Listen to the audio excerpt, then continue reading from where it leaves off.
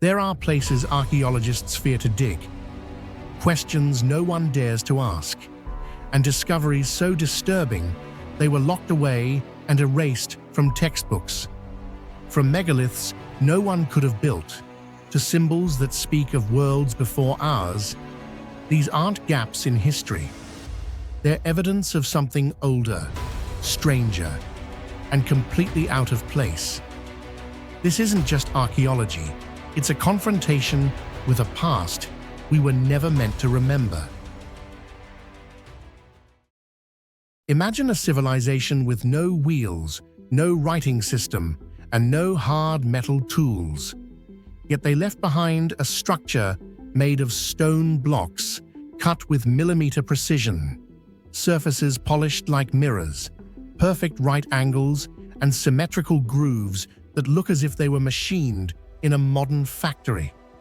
It sounds impossible, but that's exactly what you'll find at Puma Punku, an ancient stone site high in the Bolivian Andes, surrounded by harsh climate and rugged terrain. It's not a grand pyramid or a lavish temple. Puma Punku is just scattered blocks of stone. But those blocks have left modern archaeologists puzzled and uneasy.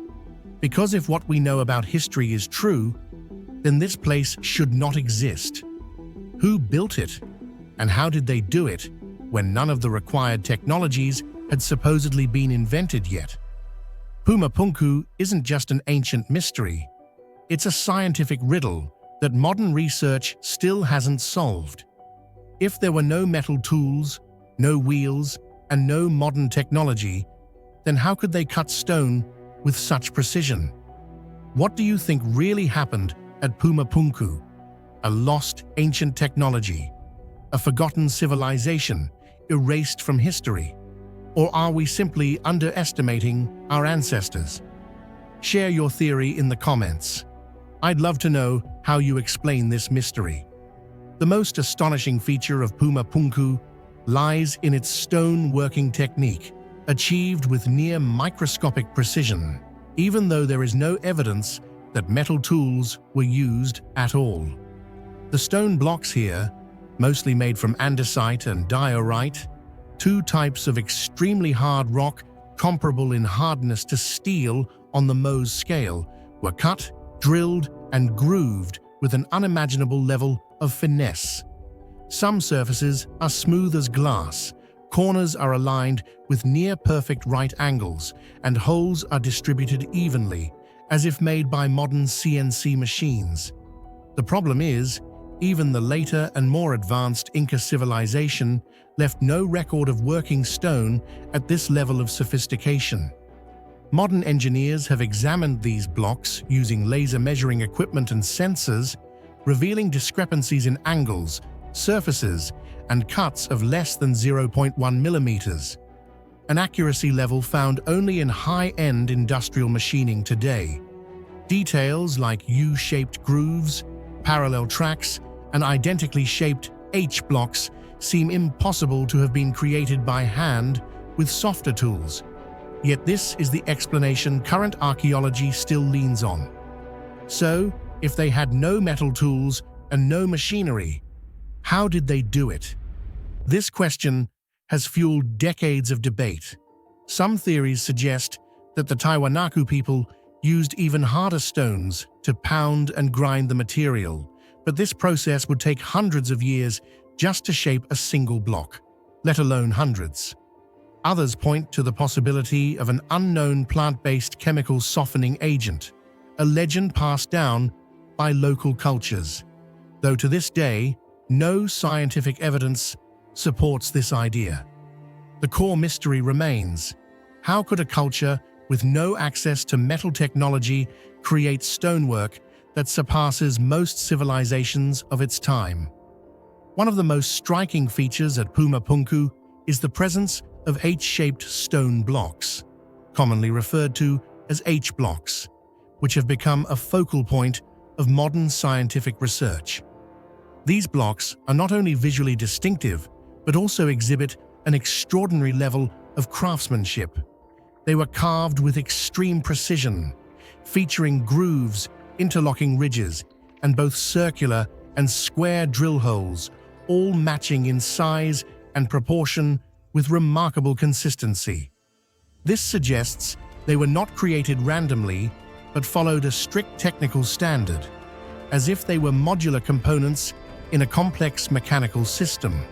Notably, the H-blocks can be assembled in multiple orientations, forming tight-fitting interlocking structures similar to joints in modern construction engineering. Recreating even a single block would be a major challenge, yet Puma Punku contains dozens of such identical pieces, a feat that far exceeds the capabilities of known ancient hand tools, at least by today's understanding. Many theories propose that these blocks may have been part of a water channeling system, a foundational architectural locking mechanism, or even a structure for transmitting mechanical force. However, since much of the site has been destroyed over time, we are left only with scattered fragments, remnants of an ancient engineering system never recorded in history. One of the most puzzling questions surrounding Puma Punku is how its massive stone blocks were transported to the construction site. Many of these blocks weigh over 100 tons, and the quarry they were sourced from lies more than 10 kilometers away, across rugged mountainous terrain at an altitude of over 3,800 meters in Bolivia's Altiplano region. What truly astonishes researchers is that the Tiwanaku civilization had no wheels, no carts, and no draft animals like horses or oxen, all of which are basic elements required for even the most primitive transportation systems.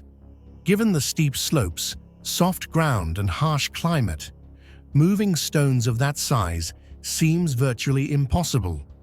Some theories suggest they may have used wooden rollers or floating rafts, but the area around Lake Titicaca lacks the vast forests needed to supply sufficient timber, and the wet, uneven ground would have made rolling the stones impractical.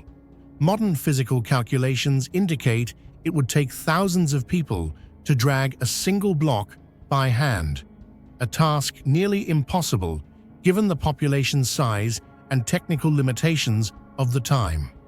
As a result, the method by which the Tiwanaku people transported and precisely positioned these enormous stones remains an unsolved mystery of ancient engineering. Although often classified as a ceremonial structure, Puma Punku possesses features that have led many modern researchers to question its true purpose.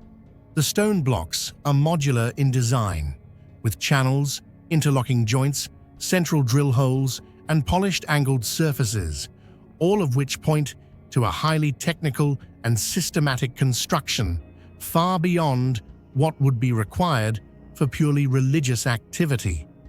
Some theories suggest that it may have once been an ancient engineering center, possibly used to control water flow, transmit mechanical force, or even serve as an astronomical observatory, tracking the movements of the sun and stars. Certain stone alignments that match celestial events only reinforce this suspicion. It's possible we are looking at the remnants of a lost body of technical knowledge, one that lies outside the framework of conventional history. Perhaps the most telling detail is this. Modern engineers who have attempted to recreate Puma Punku's stonework using tools available to ancient people have repeatedly failed to match the precision. Even with diamond-tipped saws and industrial equipment, producing an identical H-block takes a great deal of time, effort, and even then, slight inaccuracies remain. This only deepens the mystery and reinforces Puma Punku's status as one of archaeology's most unsolvable enigmas. Puma Punku is not just a pile of ancient stone. It's a monumental question carved into the earth, one that forces us to rethink what we thought we knew about human history and ancient capabilities. Dozens of theories, ranging from conventional to fantastical, have been proposed, yet none offer a fully satisfying answer. And perhaps that's why Puma Punku still stands, a stone message from the past, silently declaring, "There are truths that official history still isn't ready to understand." Beneath the blazing sun of Giza, where the desert holds secrets older than kings, one ancient monument has quietly defied explanation for centuries. Not the Great Pyramid, not even the Sphinx itself, but something far stranger, and perhaps even older. Just beside the iconic statue of the Sphinx lies a structure few tourists notice, and even fewer historians fully understand: the Sphinx Temple. Built from limestone, blocks the size of train cars, some weighing up to 200 tons. This silent ruin challenges everything we think we know about ancient Egypt. No inscriptions, no names, no explanations. Just stone, massive, precisely cut, and mysteriously assembled with a level of skill that seems wildly out of sync with the tools and knowledge of its supposed time. Was this temple the work of the pharaohs? Or are we staring at the legacy of a civilization lost to history? One whose mastery of stone defies the conventional timeline. The answers may be buried in the rock itself, but the questions it raises are more alive than ever. Do you believe the Sphinx Temple was truly built by the ancient Egyptians? Or could it be the legacy of a forgotten civilization far older than history records? Let us know what you think in the comments. Who really built this mysterious temple? The Sphinx Temple is constructed from enormous blocks of limestone, many weighing up to 200 tons each. These megaliths were not merely stacked haphazardly.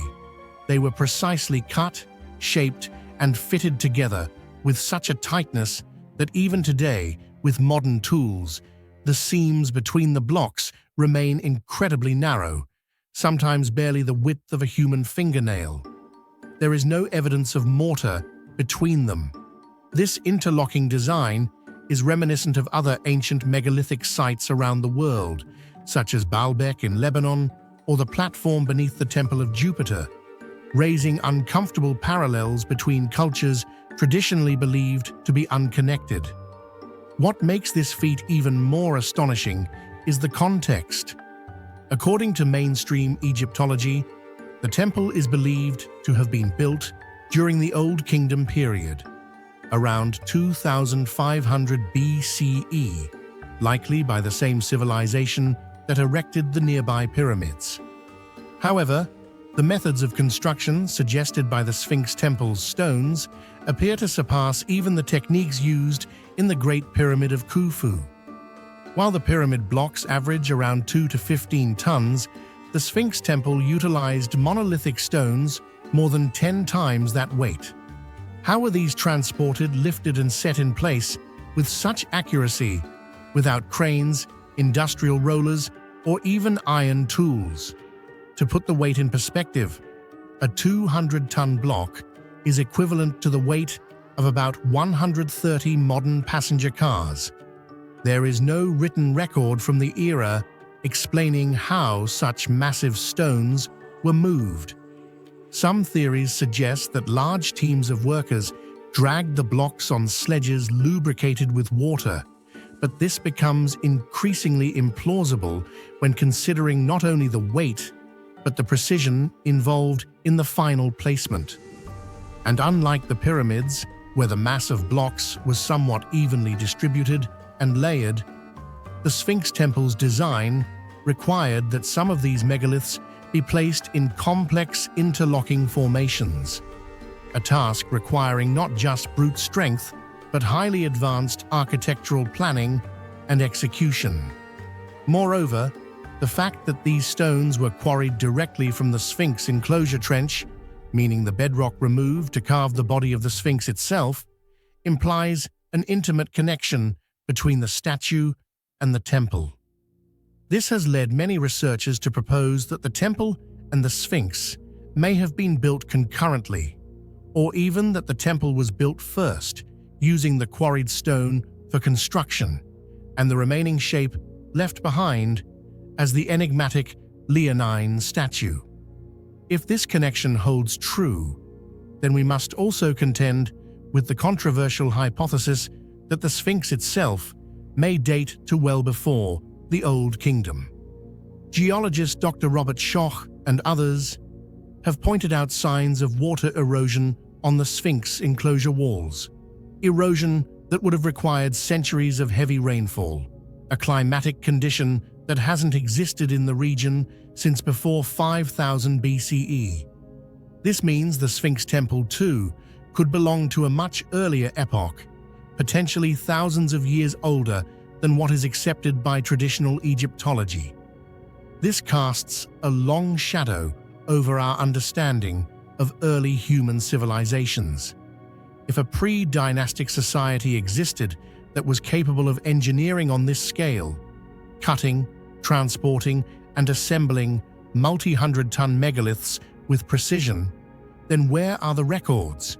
Where are the tools, the technologies, the blueprints, or the linguistic remnants that explain how they achieved such architectural mastery? Mainstream scholars argue that the absence of definitive proof of an earlier civilization means the burden of evidence has not been met. But skeptics of the conventional timeline point out that erosion, time, and intentional destruction could have easily erased such traces. After all, much of ancient history relies on scattered fragments and partial reconstructions. If even one assumption, such as the dating of the Sphinx, is wrong, the entire chronology could unravel. Then there's the mystery of the design itself. Unlike other Old Kingdom temples that employed smaller, more manageable stones in well-organized columns and open courtyards, the Sphinx temple's style is monolithic, minimalist, and megalithic. It has a more primal aesthetic, with huge, squared-off blocks, forming walls and pillars in an austere and deliberate layout. There is a sense of monumentality and permanence, as though the builders intended the structure to endure not just centuries, but millennia.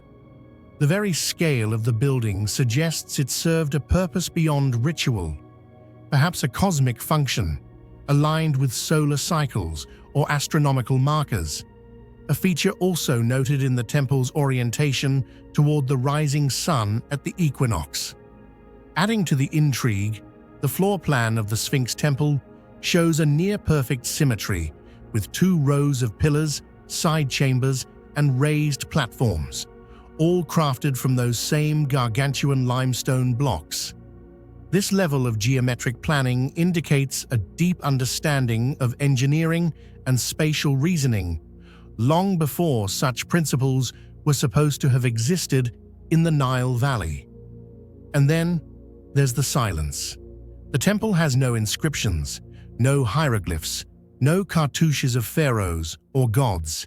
It's an anomaly in Egypt, a culture renowned for recording everything from daily harvests to cosmic myths in stone. Some believe this absence of inscriptions suggests that the temple predates writing in Egypt, or that it was constructed by a civilization with different cultural practices entirely. This brings us to the question: was the Sphinx temple built by the Egyptians we know, or was it inherited, adopted, and repurposed by the dynastic Egyptians from a far older, forgotten age? If so, what happened to those original builders? Were they wiped out by a natural disaster, like the Younger Dryas impact, theorized to have caused sudden global climate shifts around 10,800 BCE? Or did their culture simply fade, their knowledge lost as the sands of the Sahara slowly buried their legacy? Today, as new technologies like ground-penetrating radar and 3D scanning uncover more secrets beneath the Giza Plateau, many believe we are on the cusp of redefining our understanding of early civilization. The Sphinx Temple may not only hold architectural marvels, it may also be the last surviving monument of an entire chapter of human history, one that mainstream narratives have yet to acknowledge. So we are left with a compelling mystery.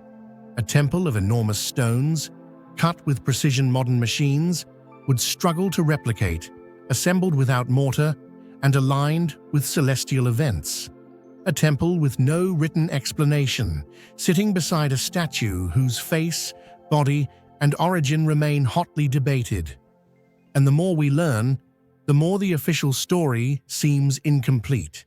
Could it be that the Sphinx temple is not just an oddity of Old Kingdom ambition, but instead a silent monument to an engineering knowledge long lost to time? If the answer lies buried in the sand, then it's up to us to keep asking the questions, and perhaps one day uncover a truth even more ancient than the pyramids themselves.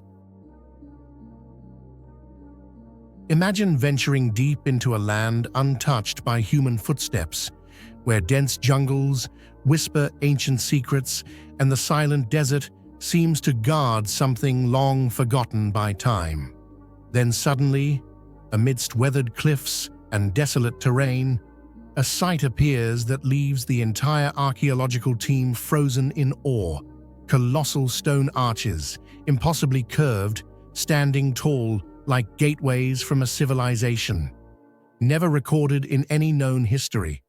No signs of daily life, no inscriptions naming their creators, no human remains, only structures of stone, each weighing hundreds of tons, joined together with such precision that they defy every physical law we thought we understood. This isn't just another archaeological find. It is a message carved in stone from a distant past, a world that modern science has never dared to imagine. What do you think created these impossible stone arches? A lost civilization? An ancient technology far beyond our modern understanding? Or just a strange coincidence of nature? Share your theory in the comments. You might be the first to crack this ancient mystery. What astonishes scientists the most is not the sheer scale of these stone arches, but the level of architectural sophistication, far beyond anything known from ancient civilizations. These arches are built from massive monolithic stone blocks, some weighing hundreds of tons, and most remarkably, they were assembled without mortar, adhesives, or any visible locking mechanisms. Each block was cut and angled with astonishing precision, edges interlocked with near-zero tolerance. A deviation of just a few millimeters could destabilize the entire structure. Yet these arches have withstood thousands of years, resisting earthquakes, wind erosion, climate shifts, and the long passage of human neglect. They are not merely feats of construction. They are living proof of an engineering intelligence that modern science still cannot fully explain. Their design is anything but random.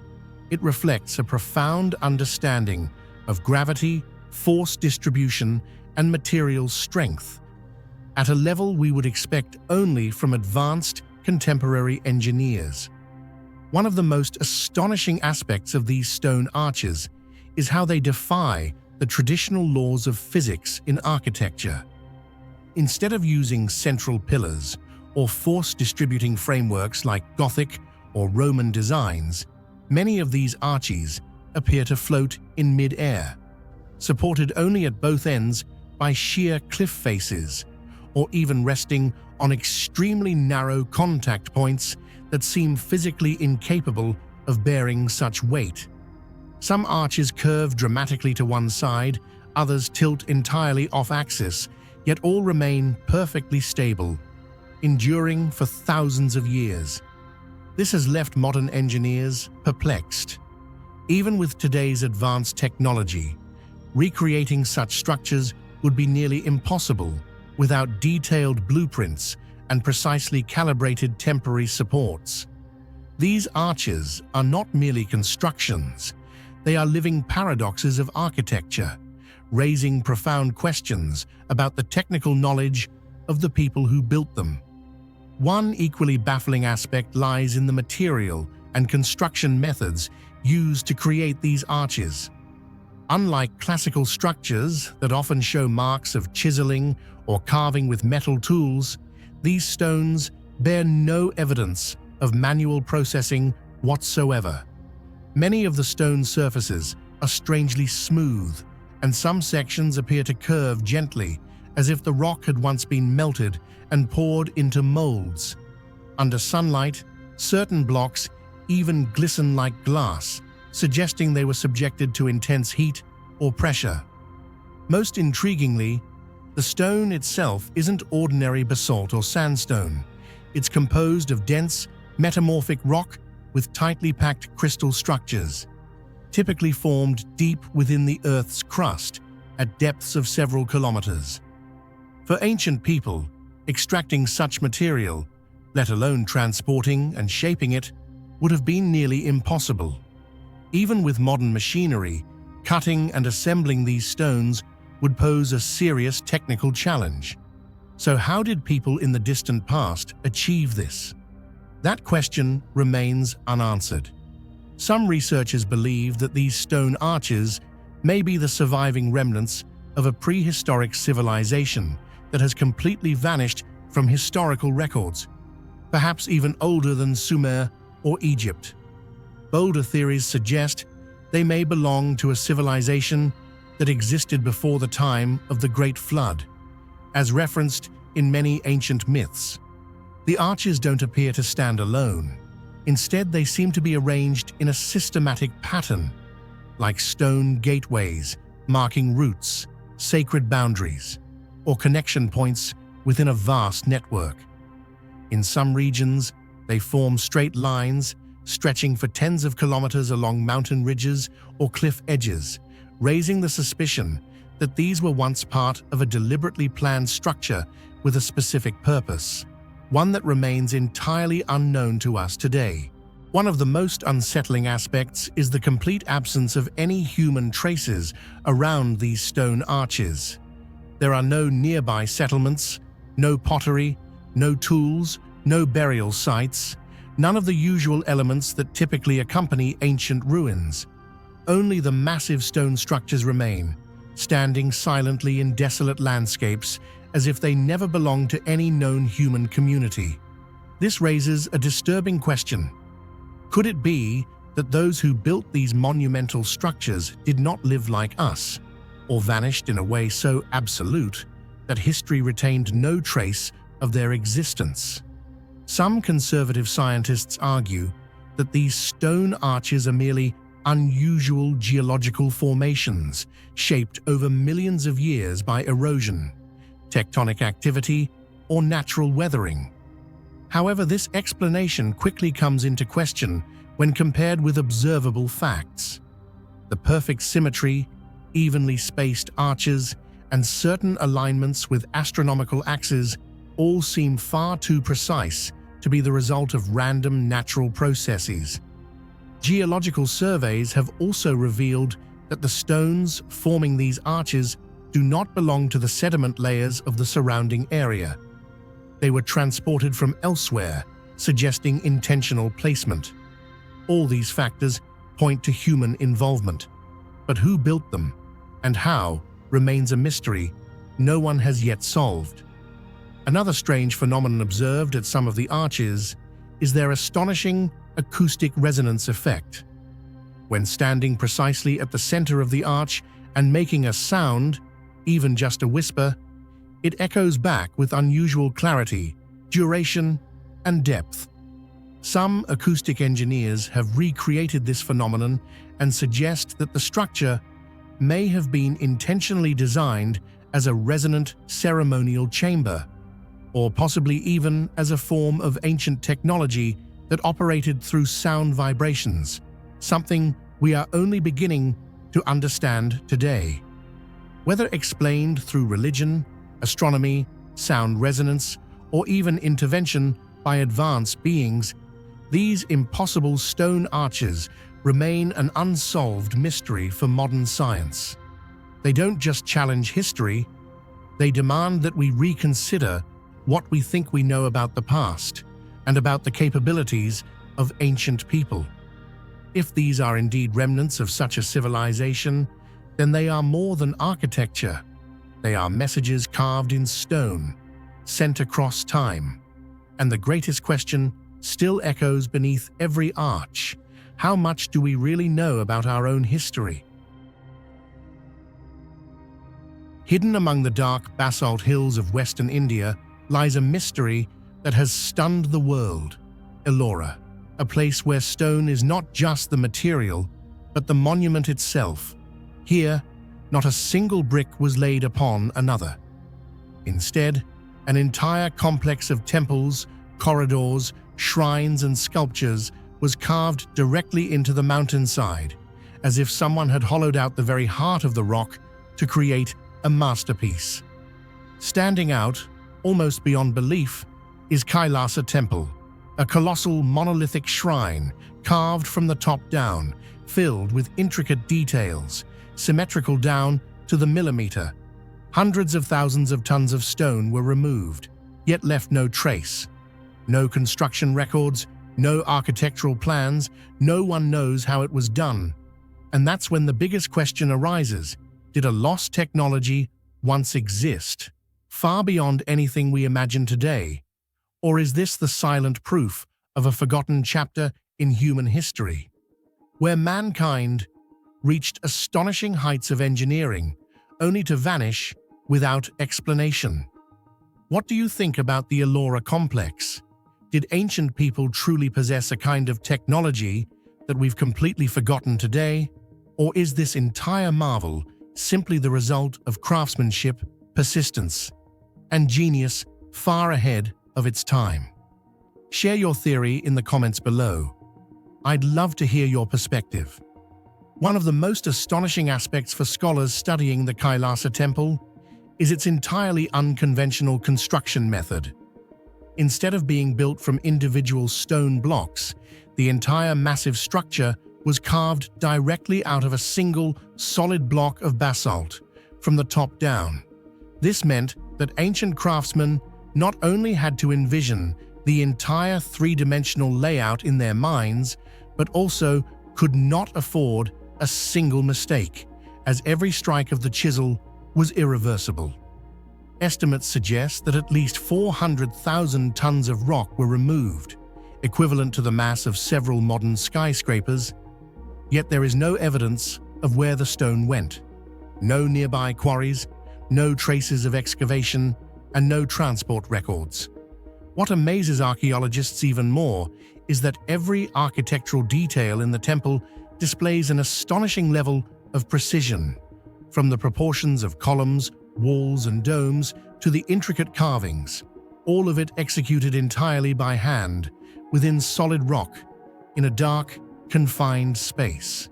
Imagine standing before a massive block of basalt, a rock nearly as hard as steel. There were no electric drills, no diamond saws, and certainly no laser technology. All the ancients had were crude iron chisels, handheld hammers, and sheer human effort. And yet somehow, they managed to create rows of stone columns aligned with perfect precision, each identical in height, diameter, and spacing, as if measured with modern machinery.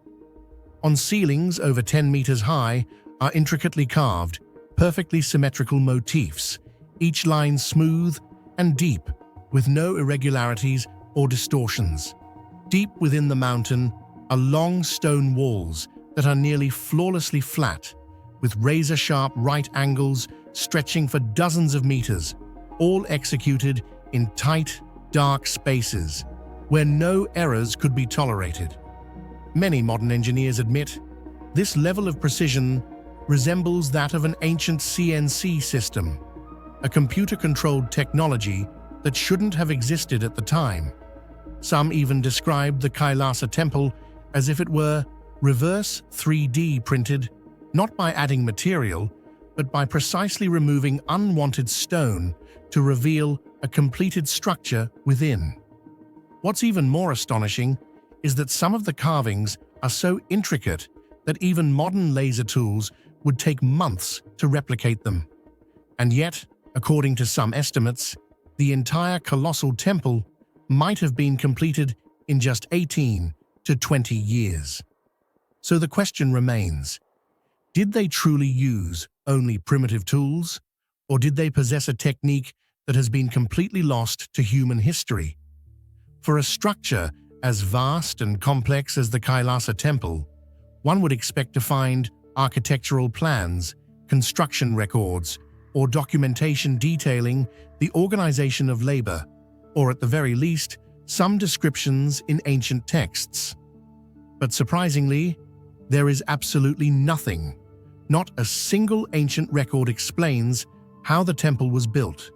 No blueprints, no technical outlines, and most notably, no specialized tools have ever been discovered at the site. This complete absence has led many researchers to question, have we lost an essential part of ancient technological knowledge? Some bold theories suggest that the ancients didn't cut the stone in the traditional sense, but softened it, using a now-lost technique. This could have involved high-frequency vibrations or a type of natural chemical compound capable of altering the rock structure within a short time. If that's true, then not only Kailasa, but the entire history of human engineering would need to be rewritten. According to mainstream records, the Kailasa Temple was built during the Rashtrakuta dynasty around the 8th or 9th century CE. However, an increasing number of experts are questioning whether this timeline is truly accurate. Given the tools, techniques, and resources known to exist at the time, constructing a monument as complex and precise as Kailasa seems almost impossible. Some independent researchers have put forward a bold theory that the temple may have existed long before and was merely restored or inherited by later dynasties. They point to clues such as ancient weathering on certain stone surfaces, clear stylistic differences in carvings across different levels, and the fact that Kailasa is not mentioned in any contemporary texts. If these arguments hold true, then Allora might be the legacy of a highly advanced civilization that existed before recorded history, and then vanished without a trace. Kailasa is not merely a religious monument. It is a technical challenge that defies all current understanding. How could ancient people carve basalt, a rock harder than steel, without causing cracks or fractures? How did they achieve perfectly symmetrical designs in near darkness and entirely by hand? And perhaps most striking of all, why does no record exist explaining how it was done? These unanswered questions have led many to believe that Allora is more than just a sacred site. It may in fact be a remnant of ancient knowledge that once existed, then vanished, or was deliberately hidden from human history. Today, Allora continues to attract scientists, engineers, archaeologists, and travelers from around the world, each one trying to solve a piece of the grand puzzle. But until definitive evidence comes to light, the question of what extraordinary technology may have built Allora remains one of the most compelling mysteries in human history. Do you believe ancient people truly possessed advanced technology that has since been lost? Or is Allora simply proof of what the human spirit can achieve, even with limited tools and endless determination? Share your thoughts in the comments, because your perspective may help unlock one of the greatest enigmas ever carved into stone. Before Stonehenge rose on the green plains of Britain, before the pyramids pierced the sky of Giza, something astonishing was already standing in the heart of the Sahara. In one of the most inhospitable deserts on Earth, a group of prehistoric people built a structure so ancient, so astronomically precise, and so shrouded in mystery that it's forcing scientists to rethink the very origins of civilization. This is Nabta Playa, a site buried in the sands of southern Egypt, where stone circles aligned with the stars were constructed over 7,000 years ago. It's not just older than Stonehenge. It's 1,000 years older, and possibly the world's first known astronomical observatory. How could nomadic herders in the middle of the desert create something so advanced? And why has this site remained in the shadows of history for so long? What you're about to discover might change everything we thought we knew about the ancient world. What do you think? Could a group of desert herders, thousands of years before the pyramids, really have built the world's first observatory? Or is there something even older, still buried beneath the sands? Drop your theories in the comments below. Let's uncover this mystery together. Most people, when thinking of ancient megalithic structures, immediately picture the iconic silhouette of Stonehenge on the English plains. Built around 3000 to 2500 BCE, Stonehenge is often considered one of the oldest and most mysterious ritual sites in the world. But few realize that deep in the Sahara, far from the rainy green hills of Britain, stands a site that may be even older and in many ways more enigmatic. Nabta Playa is estimated to have been constructed as early as 5500 BCE, possibly as far back as 6000 BCE, meaning it is at least 1,000 years older than Stonehenge. To put that into context, while Europe was still in the Neolithic era, with agriculture in its infancy and most communities living in rudimentary huts, the people of Nabta Playa were already erecting stone circles, monoliths, and ceremonial structures.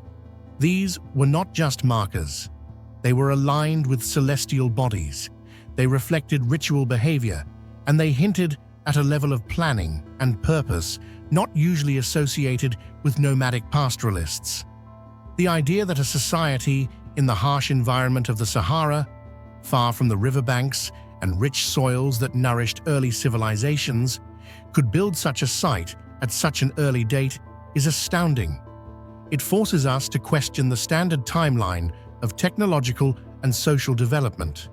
The climate at the time also tells a story. Around 8,000 to 5,000 BCE, the region we now know as the Sahara was undergoing a period known as the African Humid Period. Seasonal rains turned vast swaths of the desert into savannas and grasslands filled with lakes and rivers. Nabta Playa itself was a large playa, a dry lakebed that periodically filled with water, making it a critical gathering point for humans and animals alike. During this time, nomadic groups of cattle herders began gathering seasonally at Nabta Playa.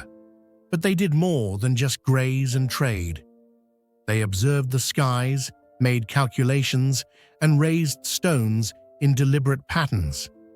They carved their understanding of the universe into stone, long before the first pyramids were even conceived. This makes Nabta Playa not just older than Stonehenge, but potentially the oldest known astronomical site on Earth.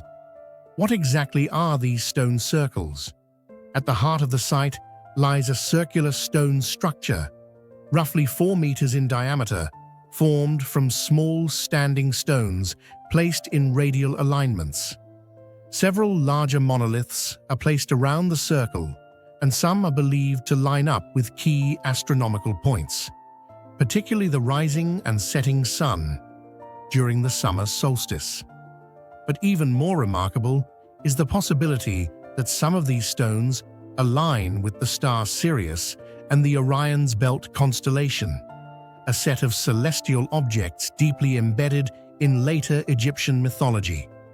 Scholars have proposed that these alignments reflect a sophisticated understanding of precession, stellar movement, and solar calendars, millennia before such knowledge is recorded elsewhere.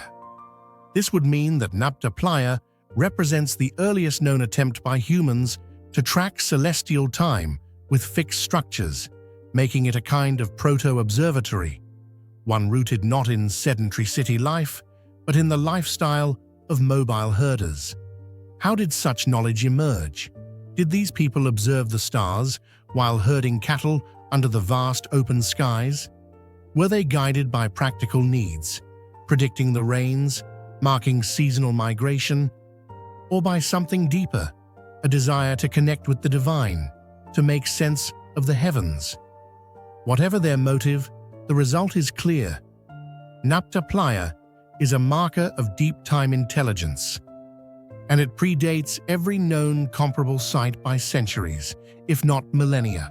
Alongside the stone circles, archaeologists have discovered buried cattle, remains placed in ceremonial pits, covered by stone slabs. These weren't food refuse or practical burials. They were ritualistic. This suggests a society with spiritual beliefs, possibly revering cattle as sacred animals, an idea that strongly echoes later Egyptian worship of Hathor, the cow goddess. Some researchers believe that the origins of Egyptian religious symbolism may lie here, in these remote desert circles, where rituals were performed under open skies. Nabta Playa may have been a kind of pilgrimage site, where communities came not just for practical purposes, but to commune with ancestors, gods, and cosmic rhythms. The link between celestial observation and religious ritual is a powerful one, and it's embedded in the very layout of the site. As with many ancient cultures, time and the divine were intimately connected, and Nabta Playa could represent one of the earliest manifestations of this worldview. One of the most tantalizing possibilities is that the builders of Nabta Playa were not a completely isolated culture, but the intellectual ancestors of the early Nile Valley civilizations. Some Egyptologists propose that as the Sahara dried out around 4000 BCE, these nomadic groups migrated eastward, settling along the Nile and bringing with them their cosmological knowledge, ritual practices, and symbolic systems. This could mean that the origins of ancient Egyptian culture, including its calendar, its focus on celestial alignment, and even its funerary traditions, can be traced back to the desert herders of Nabta Playa. It is a hypothesis that radically reshapes our understanding of Egypt's development, suggesting that the roots of one of the world's greatest civilizations lie not just along the Nile, but deep in the heart of the once green Sahara. Despite its importance, Nabta Playa remains largely unexcavated and understudied. The site is located in a remote, harsh environment that makes archaeological work difficult. Shifting sands, extreme heat, and logistical challenges have limited exploration. Many researchers believe that only a small portion of the site has been uncovered, and that beneath the desert surface may lie additional structures, burial pits, or ceremonial markers yet to be discovered. The lack of widespread public knowledge about Nabta Playa is another mystery. Why is such a monumental site, potentially older than any other known astronomical structure, not part of our shared global heritage narrative? Perhaps the story of Nabta Playa is simply too old, too remote, or too disruptive to our conventional view of where civilization began.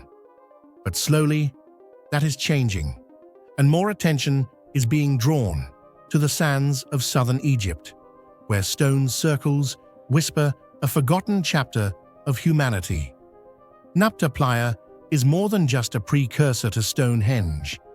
It is a monument to early human intelligence, resilience, and imagination, born in the heart of a desert that once bloomed with life. Its stones tell a story not just of time and stars, but of ritual, memory, and the birth of culture itself. Long before empires rose, long before the written word, long before the pyramids were dreamed of, people looked to the sky, marked the seasons with stone, and sought meaning in the rhythms of the cosmos. And in a remote, forgotten corner of the Sahara, they left behind the oldest calendar we've ever known. In a quiet little town in Massachusetts, where no one would expect anything extraordinary, there lies an unassuming, ancient rock. At first glance, it seems ordinary, until someone noticed the unthinkable, a faint carving, clearly depicting the figure of a European knight, wearing armor, holding a shield, and brandishing a sword. There is no plaque, no inscription, just silent lines etched in stone. Yet they hint at a possibility that could shake the foundations of history. Could Europeans have set foot in the New World centuries before Columbus ever set sail? And if so, why has it all been forgotten? This carving, now known as the Westford Knight, doesn't just challenge what we thought we knew about the history of exploration.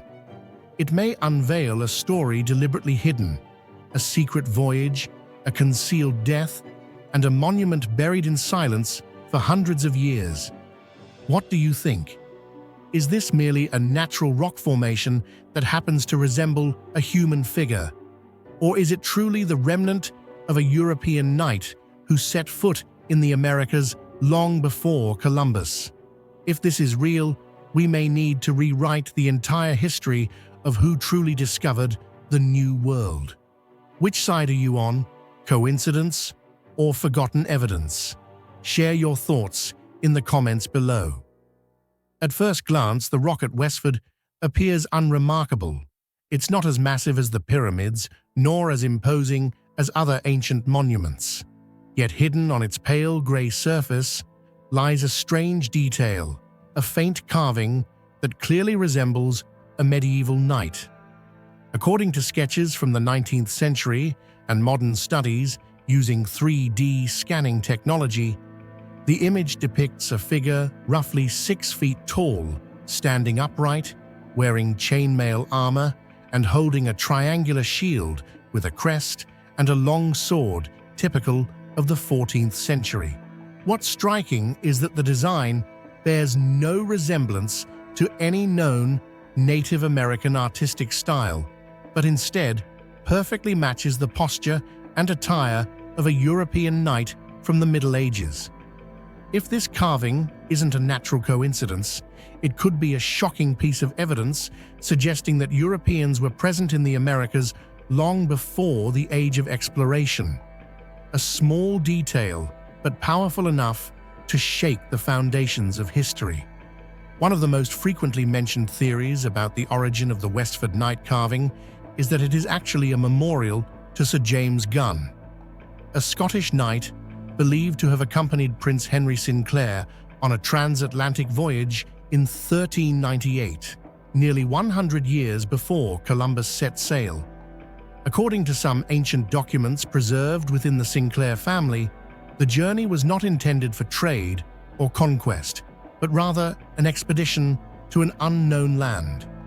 During this voyage, Sir Gunn is said to have died, and in his honor, his companions carved his image into a rock at the site where they had stopped, serving as a symbolic marker of their presence on an unfamiliar continent.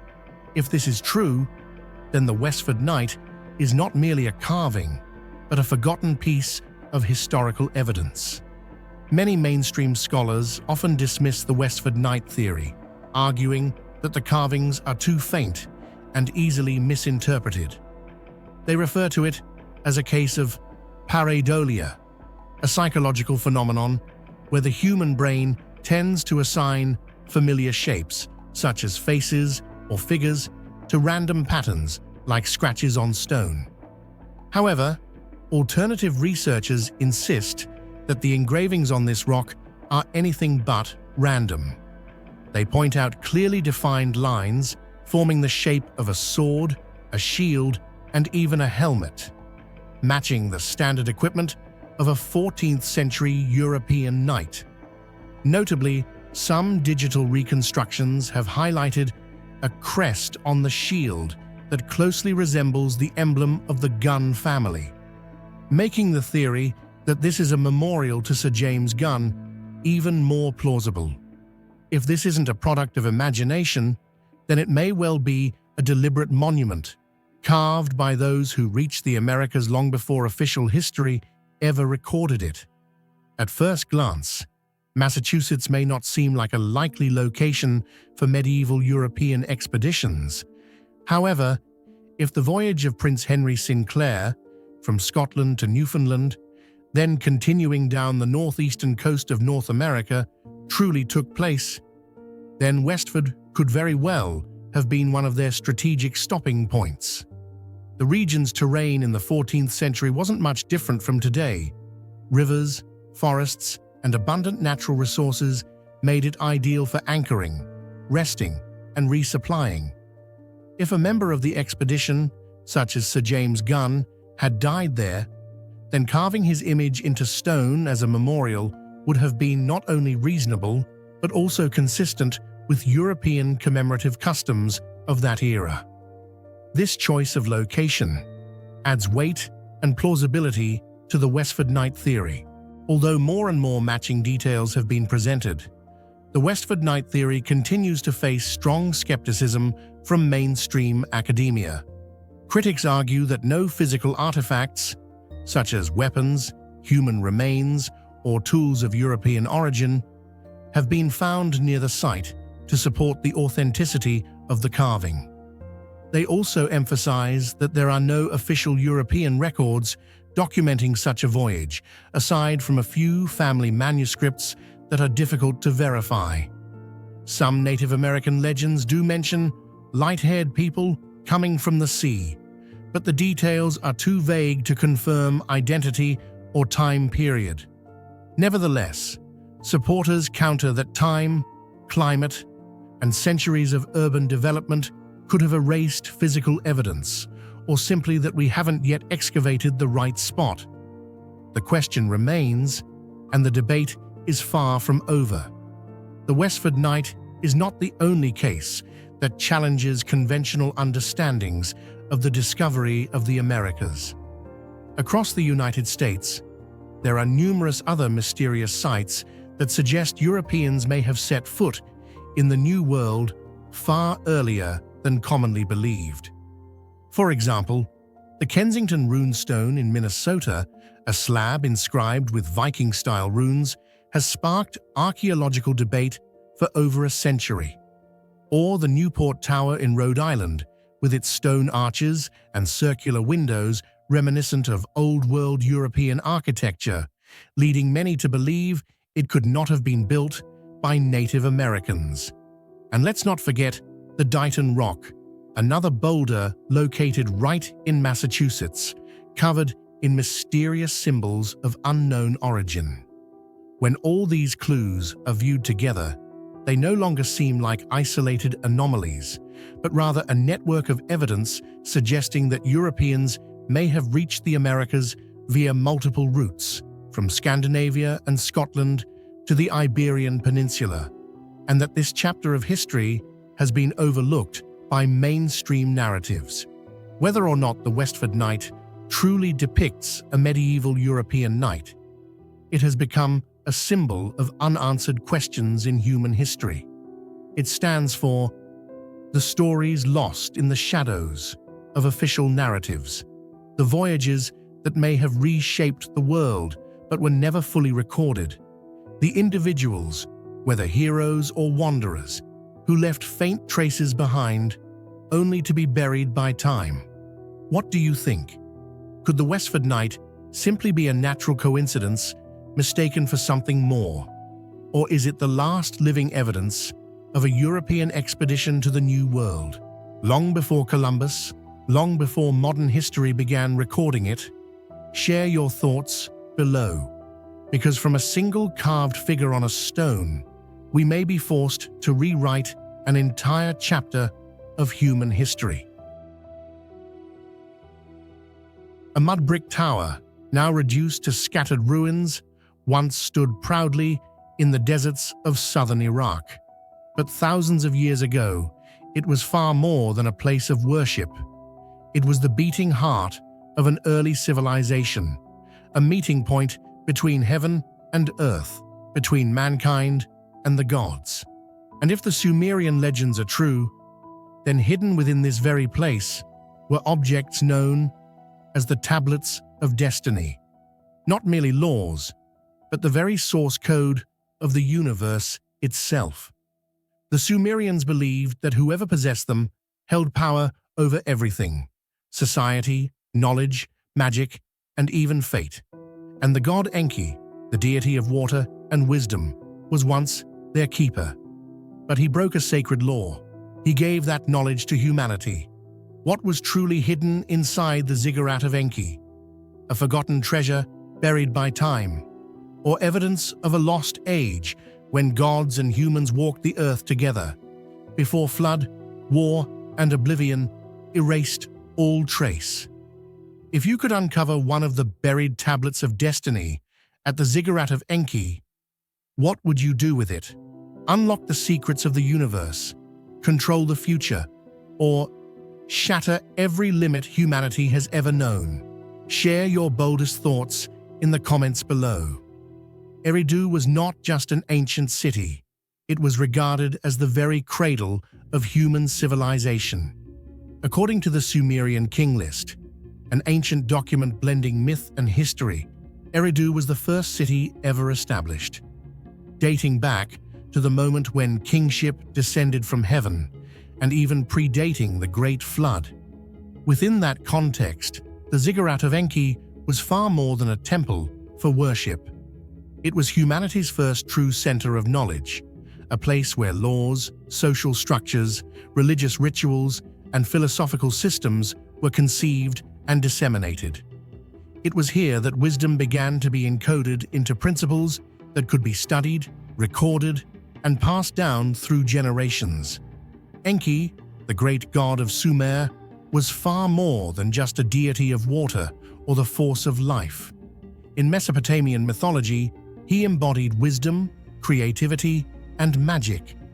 The Sumerians believed that Enki was the one who secretly taught humanity the foundational knowledge needed to build civilization, how to establish cities, craft tools, structure society, conduct rituals, and even use magic to protect themselves from chaos. What made this extraordinary was that all these principles, referred to as the operating laws of the universe, were not invented by humans, but existed in the form of me, the so-called tablets of destiny. Enki not only guarded them, but was the first god bold enough to share them with mankind, a revolutionary and risky act as it blurred the line between the divine and the mortal. This very gesture made him a symbol of enlightenment and the one who laid the intellectual foundation for all future civilizations. What makes the ziggurat of Enki the center of countless mysterious theories is the belief that it once safeguarded the me, also known as the tablets of destiny, metaphysical entities considered the ultimate source of all knowledge in the universe. In Sumerian mythology, the me were not merely legal documents. They were regarded as divine attributes, representing the fundamental principles that structured the world: love, art, justice, war, architecture, ritual, power, and even magic. These were not human inventions, but creations of the gods. Only those chosen by the gods were permitted to use or pass them on. That's why Enki's act, choosing to share the me with humanity, is seen as an unprecedented turning point in mythology. It wasn't just a rebellious act, it shattered the sacred boundary between gods and mortals. In one famous myth, the goddess Inanna, driven by a desire for ultimate power, traveled to Enki's temple in Eridu to steal the me. Though mythical in nature, this story is interpreted by scholars as a profound metaphor for the first transfer of knowledge from the divine realm to mankind. If even part of this legend is true, then the ziggurat of Enki may have been the first organized center of knowledge in human history. It was there that principles of law, religion, technology, ethics, and power were systematized, thousands of years before any other known civilization attempted to document such systems. For this reason, many modern researchers describe this temple as a kind of divine library, preserving not only physical artifacts, but also the very concept of universal order. Today, No one can confidently claim to have seen a tablet of destiny in the literal sense. However, what's truly intriguing is that several ancient clay tablets unearthed at Eridu and surrounding regions contain highly mysterious symbols and formulas, many of which remain undeciphered to this day. These artifacts differ greatly from typical Sumerian administrative or economic records. Instead, they bear ritualistic, philosophical, and at times cosmological qualities. Some fringe theories suggest that these might be remnants of prehistoric data storage devices, ancient technologies encoded in ways our modern civilization can no longer comprehend. While such ideas remain controversial, the possibility that an organized system of knowledge existed 5,000 to 6,000 years ago and was preserved and passed down through religious and ceremonial structures has a strong foundation in both historical and archaeological evidence. A ziggurat was more than just a religious structure. It was a vivid symbol of the connection between humans and the divine. With its multi-tiered design and flat summit reaching toward the sky, the ziggurat was built as a bridge between the earthly world and the sacred realm. In the case of Enki, this symbolism becomes even more profound. He was the god of subterranean waters, dwelling beneath the earth, yet he was also the very being who bestowed knowledge upon the surface, illuminating humanity. If we consider the tablets of destiny, as data, then the ziggurat could be seen as a kind of transmission and processing center. It was here that humans received cosmic principles from the gods, and from those principles they built society, law, art, and technology, laying the foundation for the entire course of human civilization.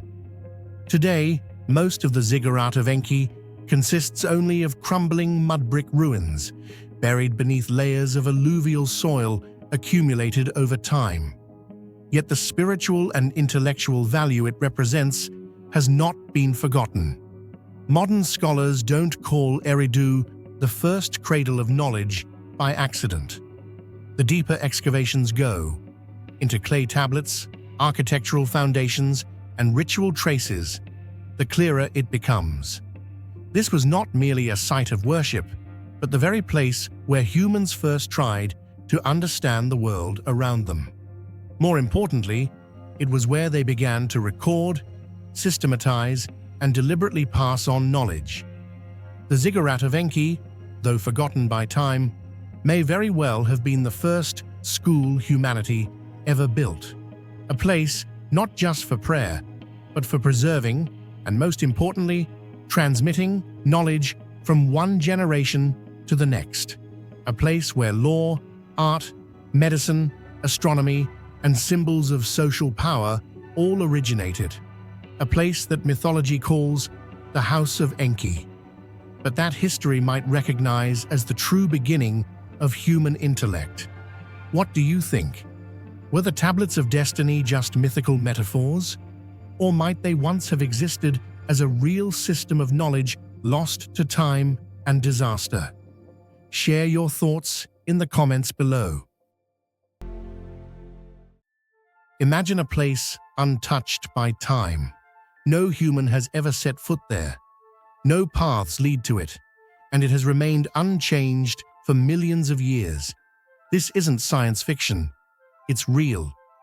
These are the Tepui, massive sandstone mesas that rise straight out of the South American jungle like colossal sky fortresses, towering into the clouds.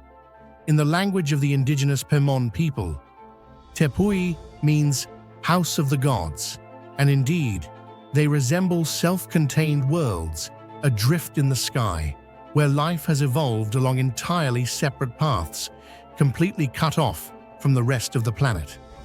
These mountaintops are the last remnants of an ancient plateau, and more than just a natural wonder, Tepui is a gateway into Earth's distant past, a world floating in the sky, untethered from the present, and perhaps never having left the primeval age at all. What do you think might be hidden on those floating islands, isolated for millions of years? A species never before recorded, an ecosystem beyond imagination. Share your boldest theory in the comments below. Who knows, you might be the one to predict it before science does. Tepuis are far more than just tall mountains. They are colossal sandstone formations with vertical cliffs hundreds of meters high, as if a piece of the Earth's surface had been sliced off and lifted into the sky. There are no natural paths leading to their summits. No animals or humans can easily cross this rugged terrain. Only the hardiest plants, the tiniest creatures, and the most daring scientists have ever reached these isolated mountaintops.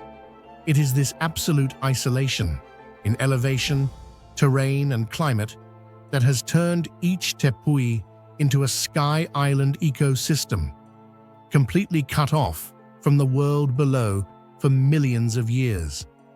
While the rest of the Earth has continuously changed through ice ages, climate shifts, and mass extinctions, the Tepuis have remained almost unchanged. These mountaintops are not only monuments to the passage of time, but also guardians of a primordial version of life, preserved as if untouched by the modern world.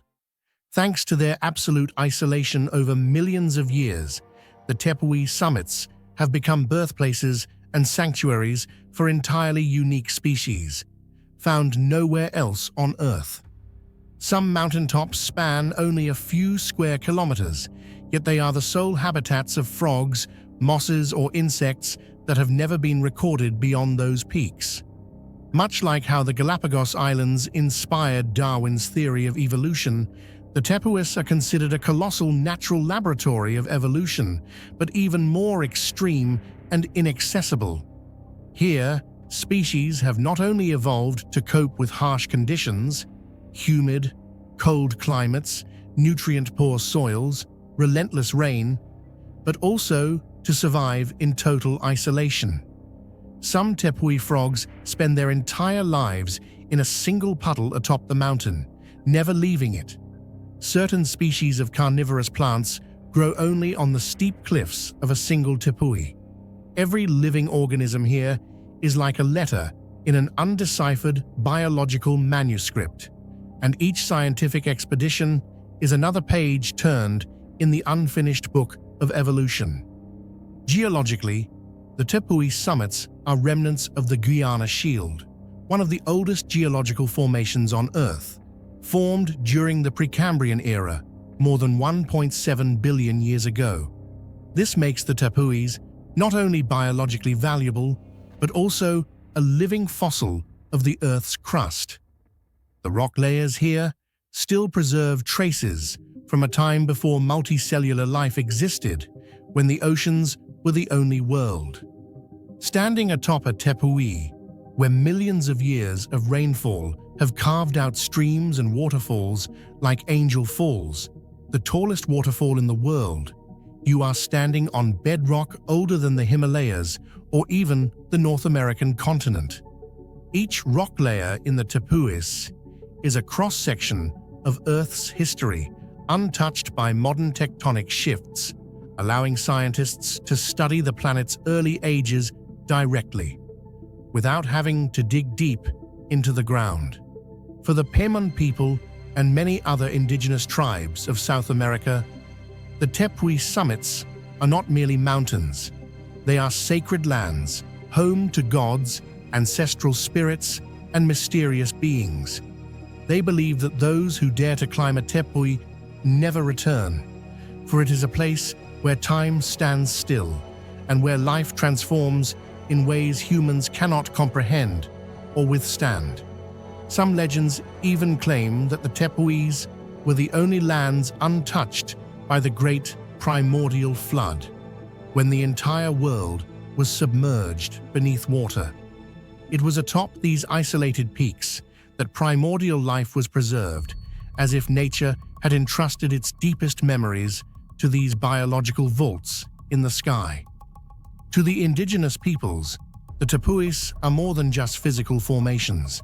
They are the birthplace of cosmic order, a realm separate from the ever-changing world of mortals. The absolute isolation, majestic appearance, and mysterious atmosphere surrounding the Tepui plateaus have become an endless source of inspiration for writers, filmmakers, and even scientists in the realm of speculative fiction.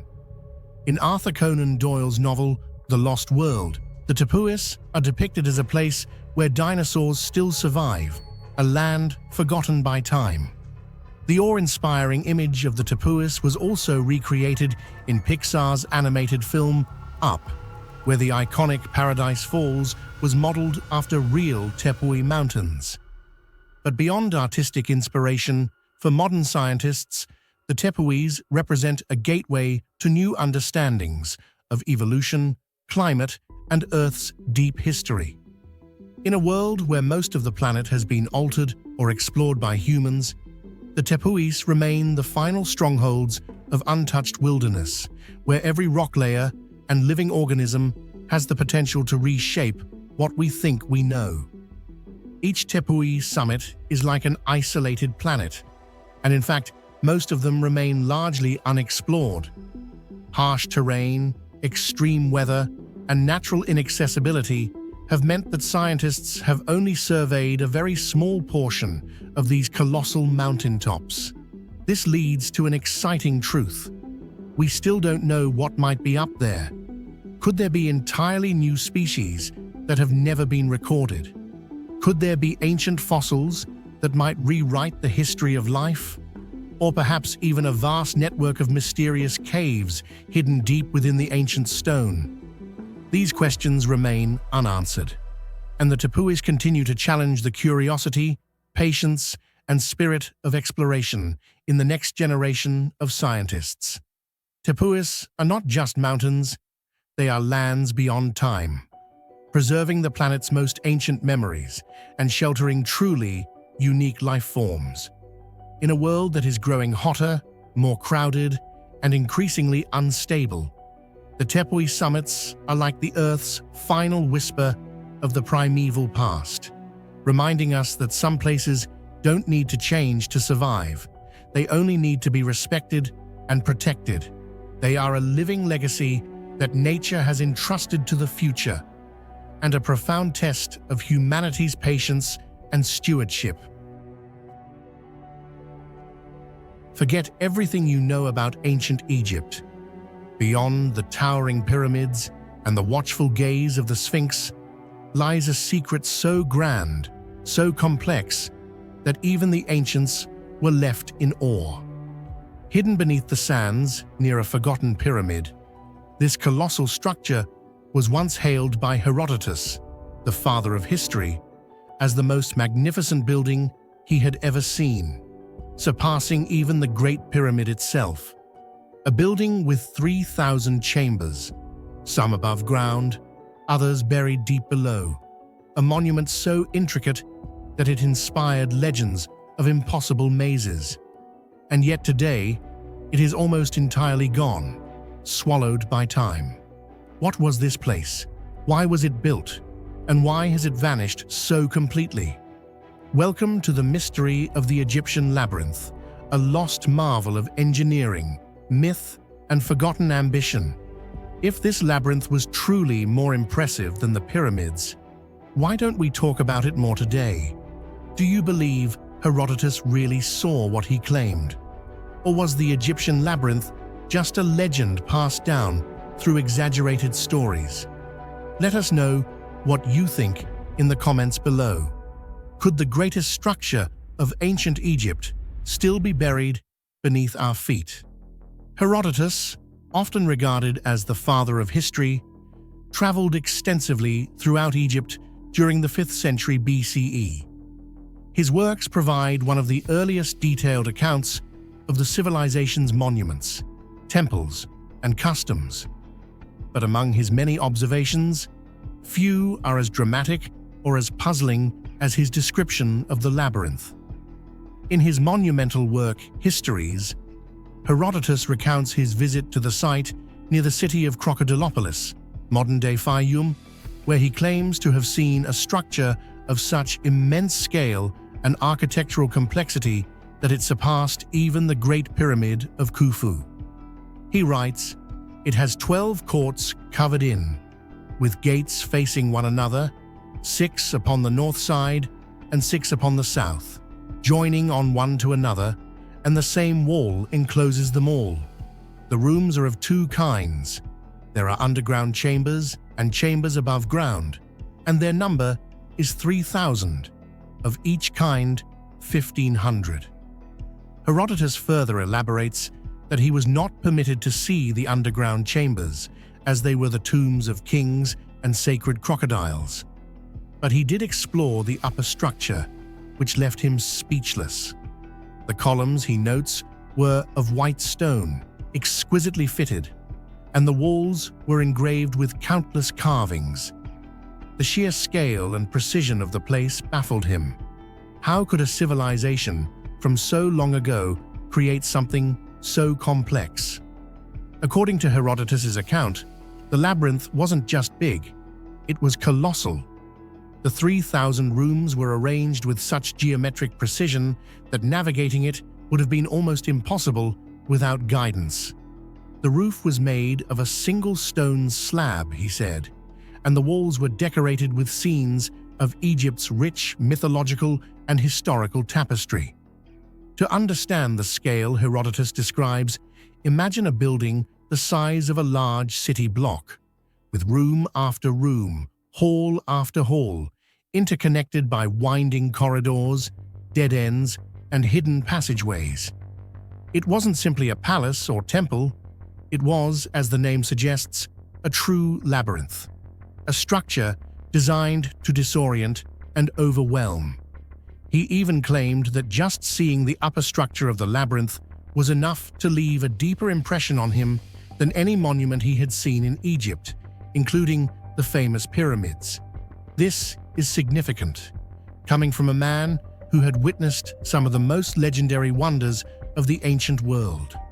Modern scholars believe that the Egyptian labyrinth Herodotus described may have been located near Hawara, at the entrance to the Fayum oasis, adjacent to the pyramid of Pharaoh Amenemhat III of the 12th dynasty. Indeed, archaeological evidence suggests that a massive stone platform, approximately 300 meters long, once existed in the area. British archaeologist Flinders Petrie excavated the site in the late 19th century and uncovered fragments of what could have been the labyrinth's floor plan. He found corridors, chambers, and a vast foundation of limestone blocks, enough to suggest that a sprawling structure once stood there. Yet, there was no trace of the columns, ceilings, or intricate decorations Herodotus so vividly described. Could it be that the labyrinth had long since been plundered, its stones recycled for other building projects, as was common in ancient and medieval Egypt? Or did Herodotus perhaps exaggerate or misinterpret what he saw? Herodotus wasn't alone in referencing the labyrinth. Later writers such as Strabo, Diodorus Siculus, and Pliny the Elder also mention this incredible structure. Strabo, writing in the 1st century BCE, corroborates Herodotus's claims, stating, "It is a work equal to the pyramids and surpasses them." Pliny added that Daedalus, the mythical inventor of the labyrinth in Crete, supposedly visited the Egyptian labyrinth and was inspired by it. These accounts add weight to the theory that the structure did once exist, even if time and conquest have erased most traces. One of the biggest debates surrounding the labyrinth is whether Herodotus was describing a real physical structure, or whether the labyrinth was also a symbolic or religious allegory. Some theorists suggest that the labyrinth was a ritual space designed not just to confound the body, but to initiate the soul into spiritual mysteries, perhaps tied to the afterlife or the worship of Sobek, the crocodile god. Others posit that Herodotus may have seen ruins, and based on oral traditions or local guides, reconstructed a mental image far grander than what actually stood there. Still, the consistency among various ancient sources suggests that something monumental once stood at the site, whether a literal labyrinth or a symbolic construct. In recent decades, interest in the labyrinth has been rekindled. In 2008, a team known as the Matterhorn expedition, led by Belgian researcher Louis de Cordier, used ground-penetrating radar at Allora. Their findings were intriguing. A complex of underground structures still lies beneath the surface, potentially untouched. However, the Egyptian authorities restricted access to deeper excavations, and official reports downplayed the findings. This has led to speculation and controversy, with some suggesting that the labyrinth's secrets may still be buried, just waiting to be rediscovered, perhaps even intentionally suppressed. If the labyrinth truly existed, as Herodotus described, it would not only be one of the largest ancient buildings ever constructed, but potentially a repository of lost Egyptian knowledge. Could it have housed records, scrolls, or artifacts lost to time?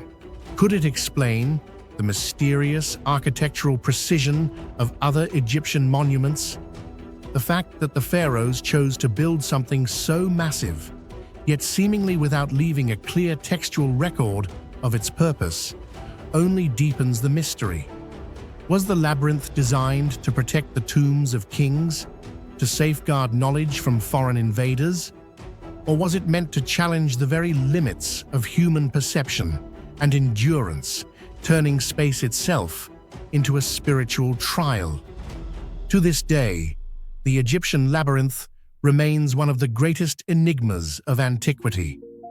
Despite references from multiple classical historians, its physical remains are elusive, and modern archaeology has yet to confirm the full scope of its existence. Whether it was a majestic architectural feat, a mythologized memory, or a spiritual construct, Herodotus's account continues to ignite the imagination.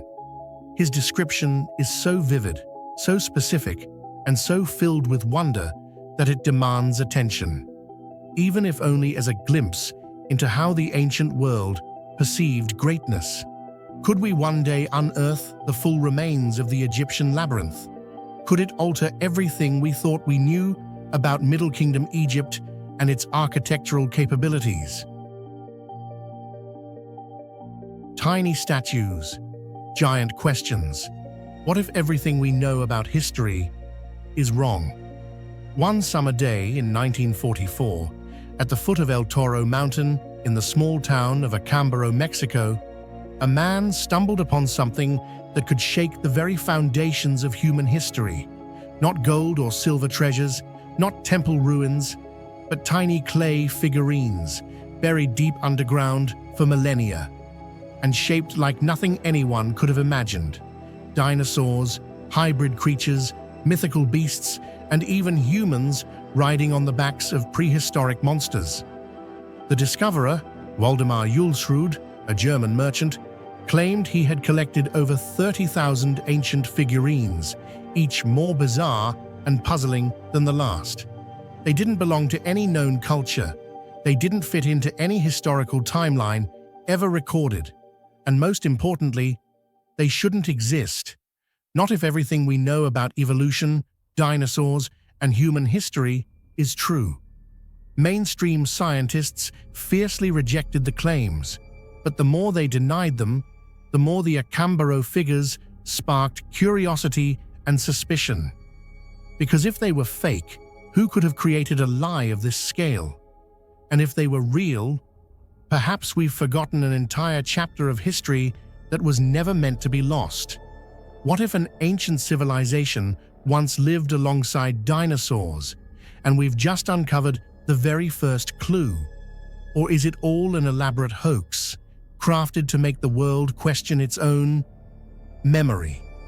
Do you believe the Acambaro figures are real, or just a legend shaped by imagination? Share your thoughts in the comments. Your perspective might be the one to help unravel this mystery.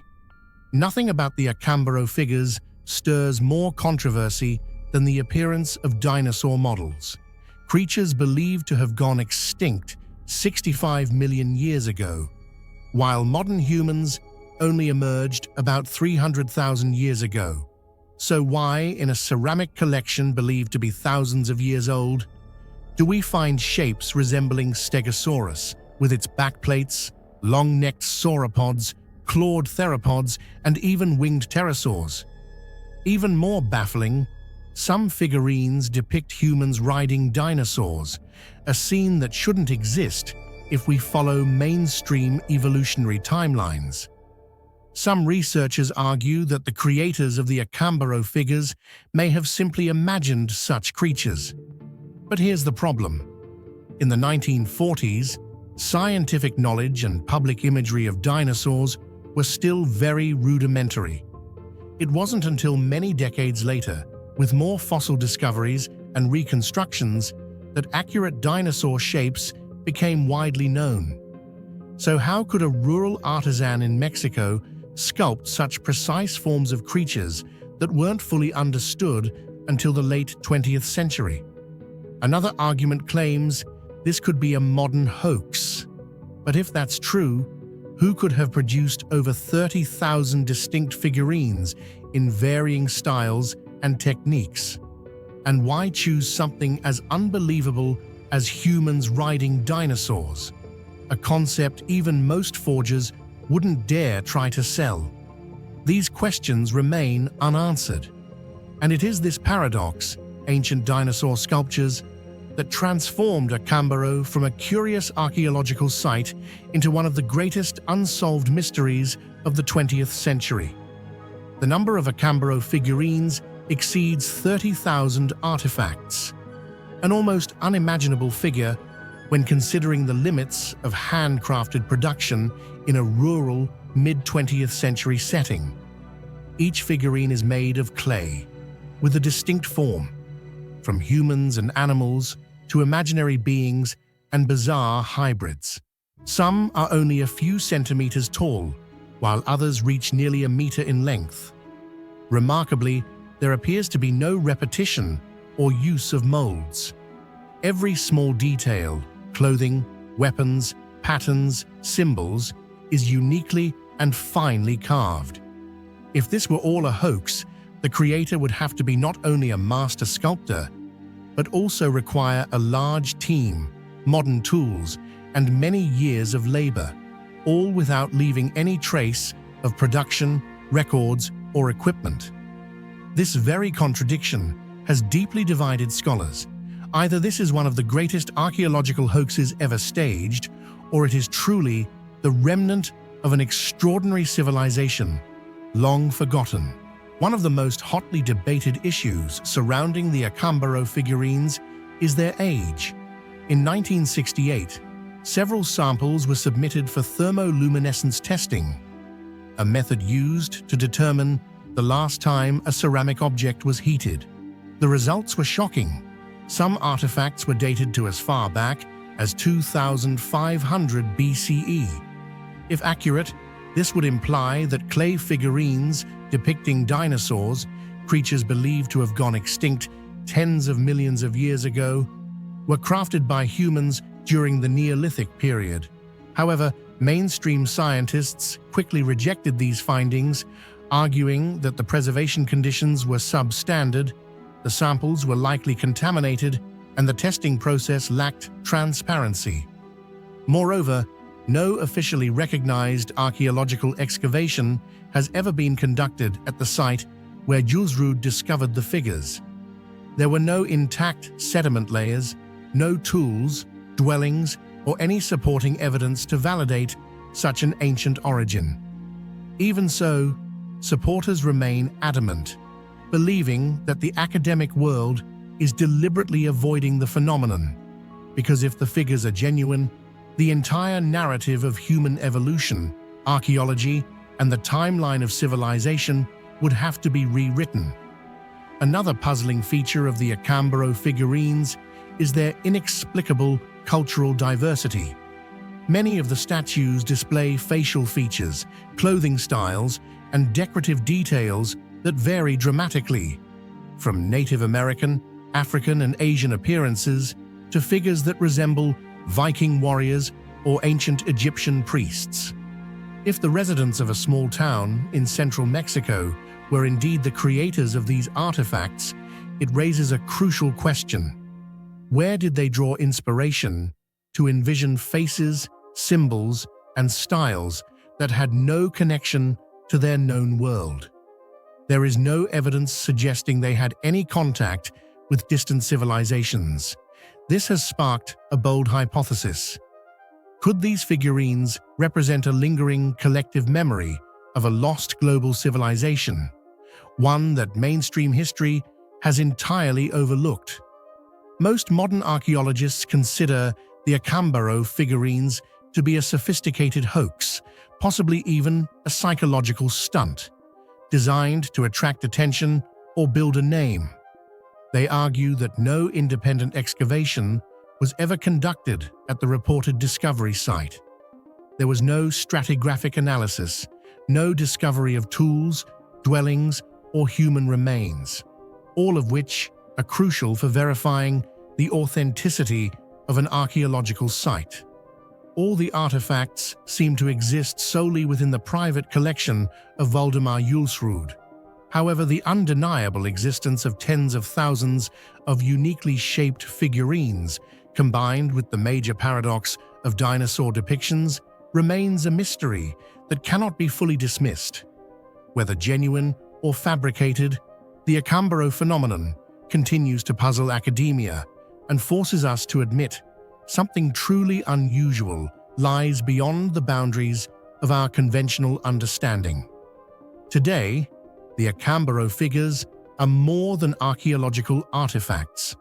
They have become a symbol of a never-ending clash between two worlds, the world of mainstream science and that of alternative thinkers who believe history still hides untold chapters. Were the Acambaro figures created to challenge academia, or are they a truth too bizarre to accept? And if they are genuine, it could mean that humans once lived alongside dinosaurs, or that an ancient civilization somehow retained knowledge of them in ways we cannot yet explain. What about you? Are these strange figurines just modern inventions, or ancient whispers from a forgotten truth? Drop your thoughts in the comments. You might be the one who helps rewrite history. Before Egypt, Babylon, or even the Great Flood, there may have existed a city believed to be the place where wisdom from the heavens was bestowed upon humanity. At the heart of that city stood a temple, not merely for worship, but possibly a center for preserving knowledge, technology, and even secrets about the origin of mankind. This was the ziggurat of Enki, a place where history, mythology, and ancient theories converge into a mystery yet to be unraveled. What do you think about this theory? Was the ziggurat of Enki just a typical religious temple, or could it have been a vault of knowledge or even technology belonging to a forgotten civilization predating the Great Flood? If you had the chance to excavate this site, what would you hope to discover most? Share your thoughts in the comments. According to the Sumerian king list, one of the most controversial ancient texts of Mesopotamian civilization, there is a statement that has astonished scholars for centuries. When kingship descended from heaven, it was first granted to Eridu. This isn't merely poetic religious language, it's a bold historical claim. Eridu was the very first city of humankind, the place where civilization was bestowed by supernatural forces. It's no coincidence that this city is also referred to as the home of Enki, the god of wisdom, creation, and knowledge. At the heart of Eridu stood the ziggurat of Enki, believed to be not just a temple of worship, but a place that housed the me, the divine principles that govern the universe and society. According to many theories, this structure was not merely a religious monument, but could have been an ancient center of knowledge and technology where advanced understanding, far beyond its time, once existed, even before the Great Flood and the official beginning of recorded human history.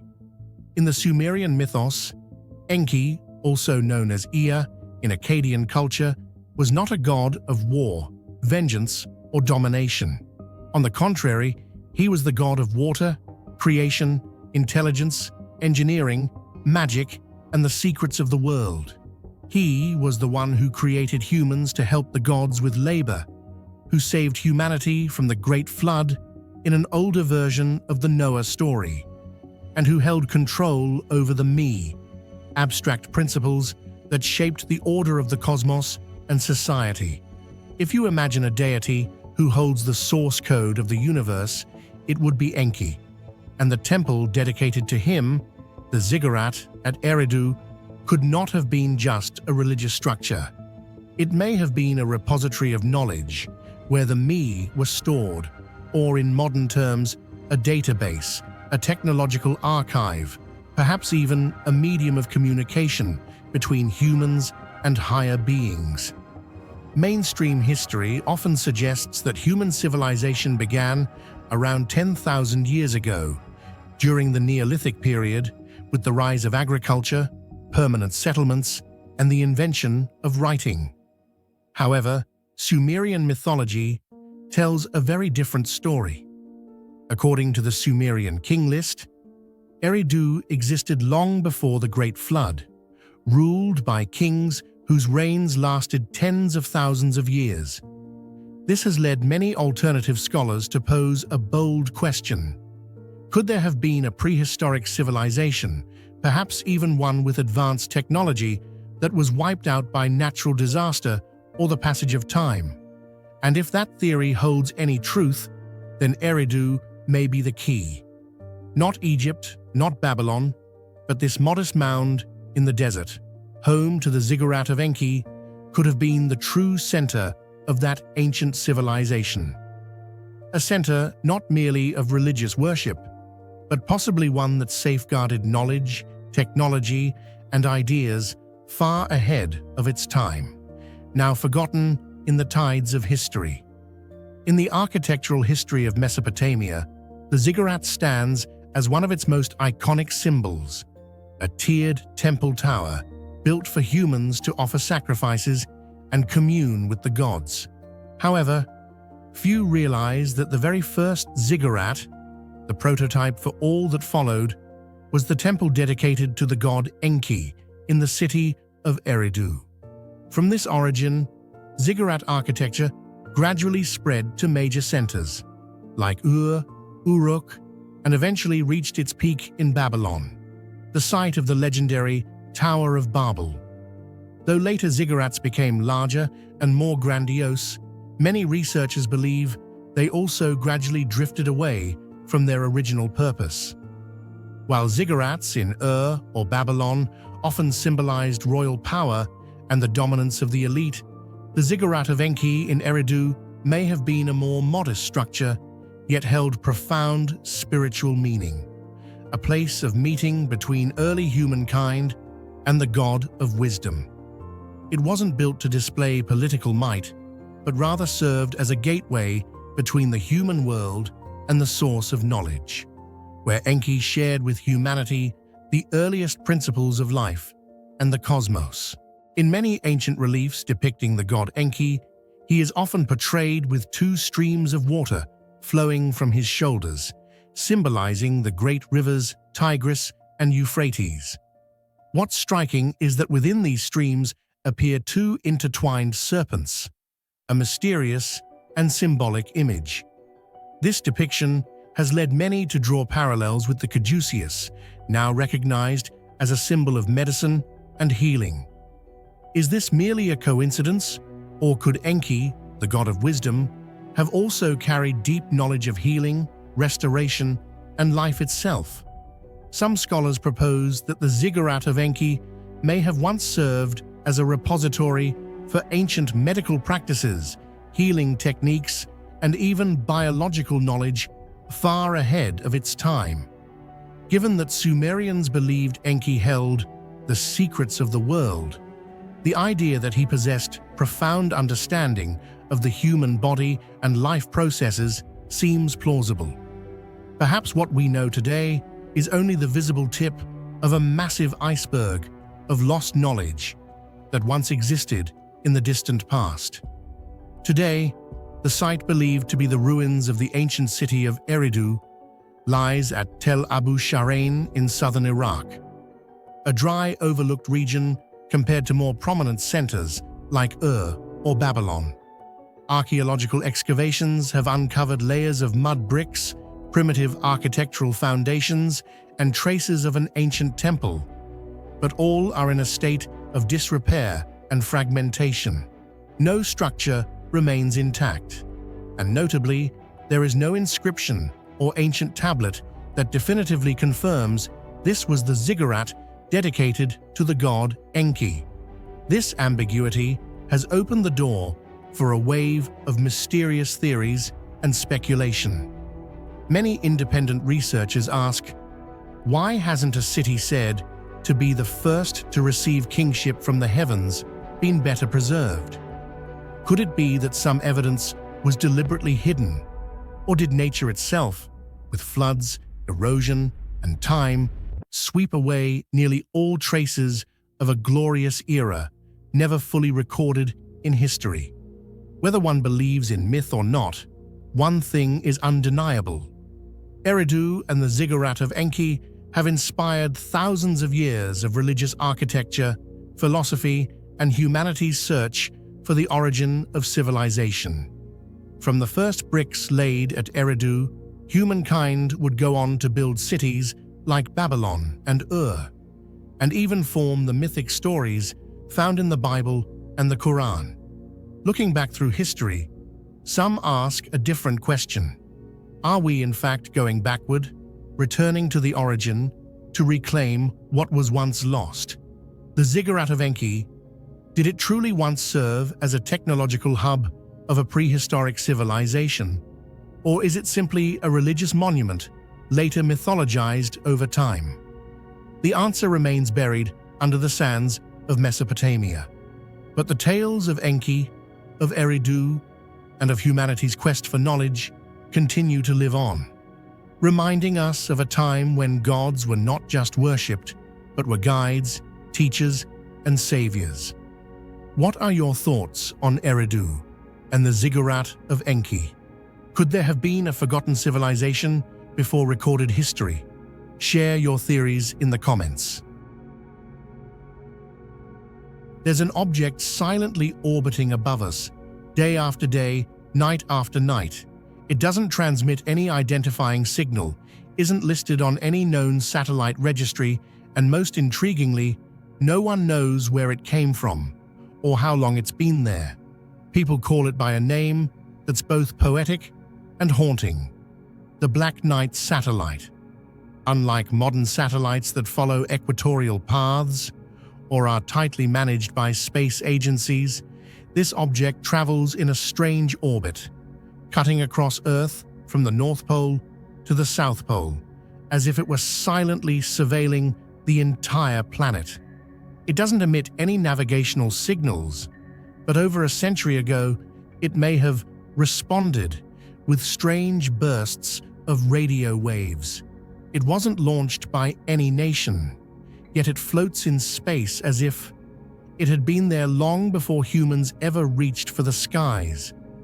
Could this be a misunderstood piece of space debris, or is it an ancient machine, strategically placed in a perfect orbit to monitor Earth for thousands of years? That question remains unanswered, and maybe that's what makes it so unsettling. What do you think about the Black Knight? Is it a strange coincidence, a misunderstood piece of space debris, or could it truly be a product of an ancient civilization silently watching us from a polar orbit? Share your thoughts in the comments. You might be holding a clue the rest of humanity has missed.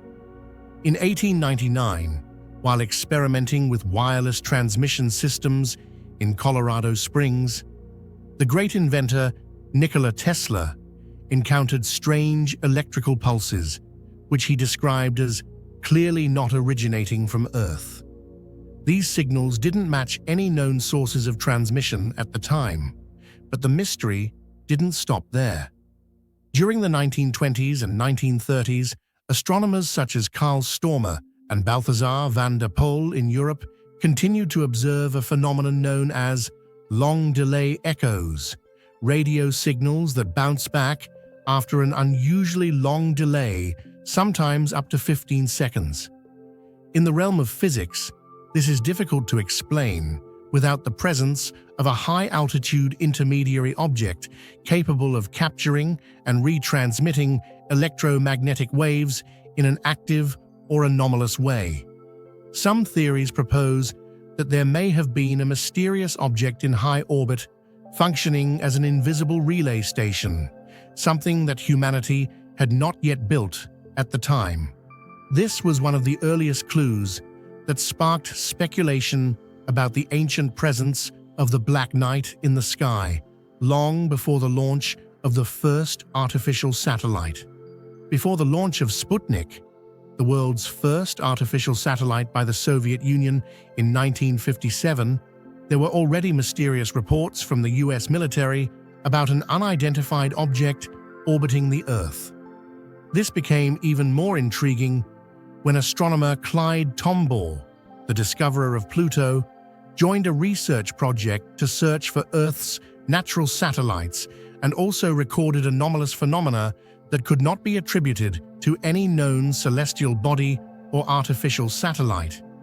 Data from radar stations and telescopes at the time suggested that an object was moving in a controlled manner, in a stable orbital altitude, yet did not match any publicly known space activity. This lack of explanation sparked decades of speculation. Could a satellite have been orbiting Earth, completely beyond human control, from an era when we hadn't even left the ground? In 1998, during the STS-88 mission of the Endeavour space shuttle, as astronauts were installing the first module of the International Space Station, NASA released a series of space photographs. Among them, one particular image caused a stir: a dark, oddly shaped object floating freely in orbit. NASA quickly explained that it was merely a thermal blanket that had come loose during assembly, but the global reaction was far from unanimous. The shape of the object was anything but simple. It had a complex structure, sharp contours, and looked nothing like any previously recorded piece of space debris. Moreover, its movement and apparent stability in space gave the impression of being controlled rather than just drifting aimlessly. Independent observers and UFO enthusiasts immediately dubbed it the Black Knight satellite, believing it could be rare evidence of an extraterrestrial device or an ancient artifact of unknown origin that had been silently orbiting Earth, unnoticed by humanity for ages. What makes the Black Knight so unusual and difficult to explain is its orbit, completely unlike any artificial satellite created by humans. Most modern satellites are launched into geostationary orbits, where they move parallel to the equator and remain fixed over a specific point on Earth. Others use inclined orbits to cover higher latitudes. However, none of these satellites travel along a north-south path, known as a polar orbit, a special type of trajectory that allows a satellite to pass over both the north and south poles with each revolution. This orbit is highly strategic because it enables a satellite to gradually scan the entire surface of the Earth over time. But in the 1950s and 1960s, placing an object into a polar orbit was extremely difficult, requiring advanced launch technology that no nation had publicly demonstrated at the time. Therefore, if the Black Knight was truly moving in a polar orbit during that era, then either we have underestimated the real extent of early space capabilities, or some other force beyond humanity placed it there long ago. One of the most haunting aspects of the Black Knight theory is that its polar orbit is not only unusual, but strategically significant. A polar orbit allows a satellite to pass over every latitude on Earth as the planet rotates beneath it, enabling full-surface observation over time. Today, this type of orbit is commonly used for military satellites and high-precision Earth observation systems. But if an unidentified object was deliberately placed in this orbit long before the modern space age, it implies that its creator must have possessed extraordinarily advanced technology, or may not have been from Earth at all. Could it be a kind of cosmic eye set in place to monitor the evolution and progress of human civilization over thousands of years? And if so, who placed it there, and for what purpose? Although many scientists argue that the Black Knight is merely the result of unrelated phenomena, the mysterious radio signals detected by Tesla, a thermal blanket dropped by NASA, or misinterpreted observations, there remain key elements that keep the mystery alive. Why is its orbit so unnaturally precise? And why is it in a polar orbit, the ideal path for global surveillance, yet incredibly rare during the early days of the space age? The presence of such an object seems to surpass the explanatory power of science at the time. If it wasn't launched by humans, then could it be a remnant of a civilization that came before us, or of an intelligence not from this Earth? While we still lack a definitive answer, the Black Knight has become a symbol of the boundaries of human knowledge, a mystery silently orbiting above us, as if waiting for someone brave and brilliant enough to finally unlock its secrets. In June 1961, during what seemed like a routine excavation in the village of Tartaria, Romania, archaeologist Nicolae Vlasa stumbled upon 3 small clay tablets buried in an ancient grave. At first glance, they looked like nothing more than fragments of Neolithic pottery, but upon closer inspection, the symbols carved into their surfaces sent a chill down his spine. They looked like writing. Not random doodles, not decorative patterns, but a system of symbols, orderly, structured, featuring crosses, circles, and horizontal lines, immediately reminiscent of the cuneiform script of the Sumerians. But there was something shocking. These tablets might have been created over 1,000 years before the rise of the Sumerian civilization. If that's true, then it's not just the timeline of civilization that needs rewriting, but also our understanding of the origins of knowledge, the birth of writing systems, and the overlooked role of prehistoric Europe in that story. So what are the Tartaria tablets really? The first writing of humankind, or just an archaeological illusion leading us to misread our own past? What do you think about this discovery? Could the 3 small clay tablets found in Romania truly be remnants of Europe's earliest writing system, possibly even predating the Sumerians? Or are they simply ritual symbols misunderstood, causing us to mistakenly assign a value to the past that never really existed? Share your thoughts in the comments below.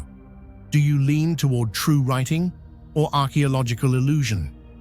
This is what makes the Tartaria tablets stand out and stir the most controversy. Based on archaeological context and radiocarbon dating, these clay tablets are believed to be from around 5,300 to 5,200 BCE, which makes them at least 1,000 years older than the earliest known Sumerian writing circa 3,200 BCE. If this dating is accurate, it would mean that writing may have emerged in Europe even before the Middle East, and that Neolithic Europeans, particularly those of the Vinka culture, might have developed an independent proto-writing system earlier than any civilization recognized in mainstream history. Unlike random carvings or simple decorations, the symbols on the Tartaria tablets show evidence of a structured system with repeated patterns and deliberate arrangements. While there are too few samples to decode, some scholars suggest that the structured layout indicates an intent to convey information, one of the core characteristics of writing. This idea is especially intriguing, considering that European Neolithic cultures are typically viewed as pre-civilized, lacking both complex social structures and record-keeping systems like those of Egypt or Mesopotamia. If the symbols on the Tartaria tablets are indeed a form of early writing, then our definition of the cradle of civilization must be rewritten, placing Europe on the map as an early inventor of writing, on par with or even preceding Mesopotamia, Egypt, or the Indus Valley. Many of the symbols found on the Tartaria tablets closely resemble markings discovered at other archaeological sites associated with the Vinka culture, which spanned the Balkans, Serbia, Bulgaria, Romania.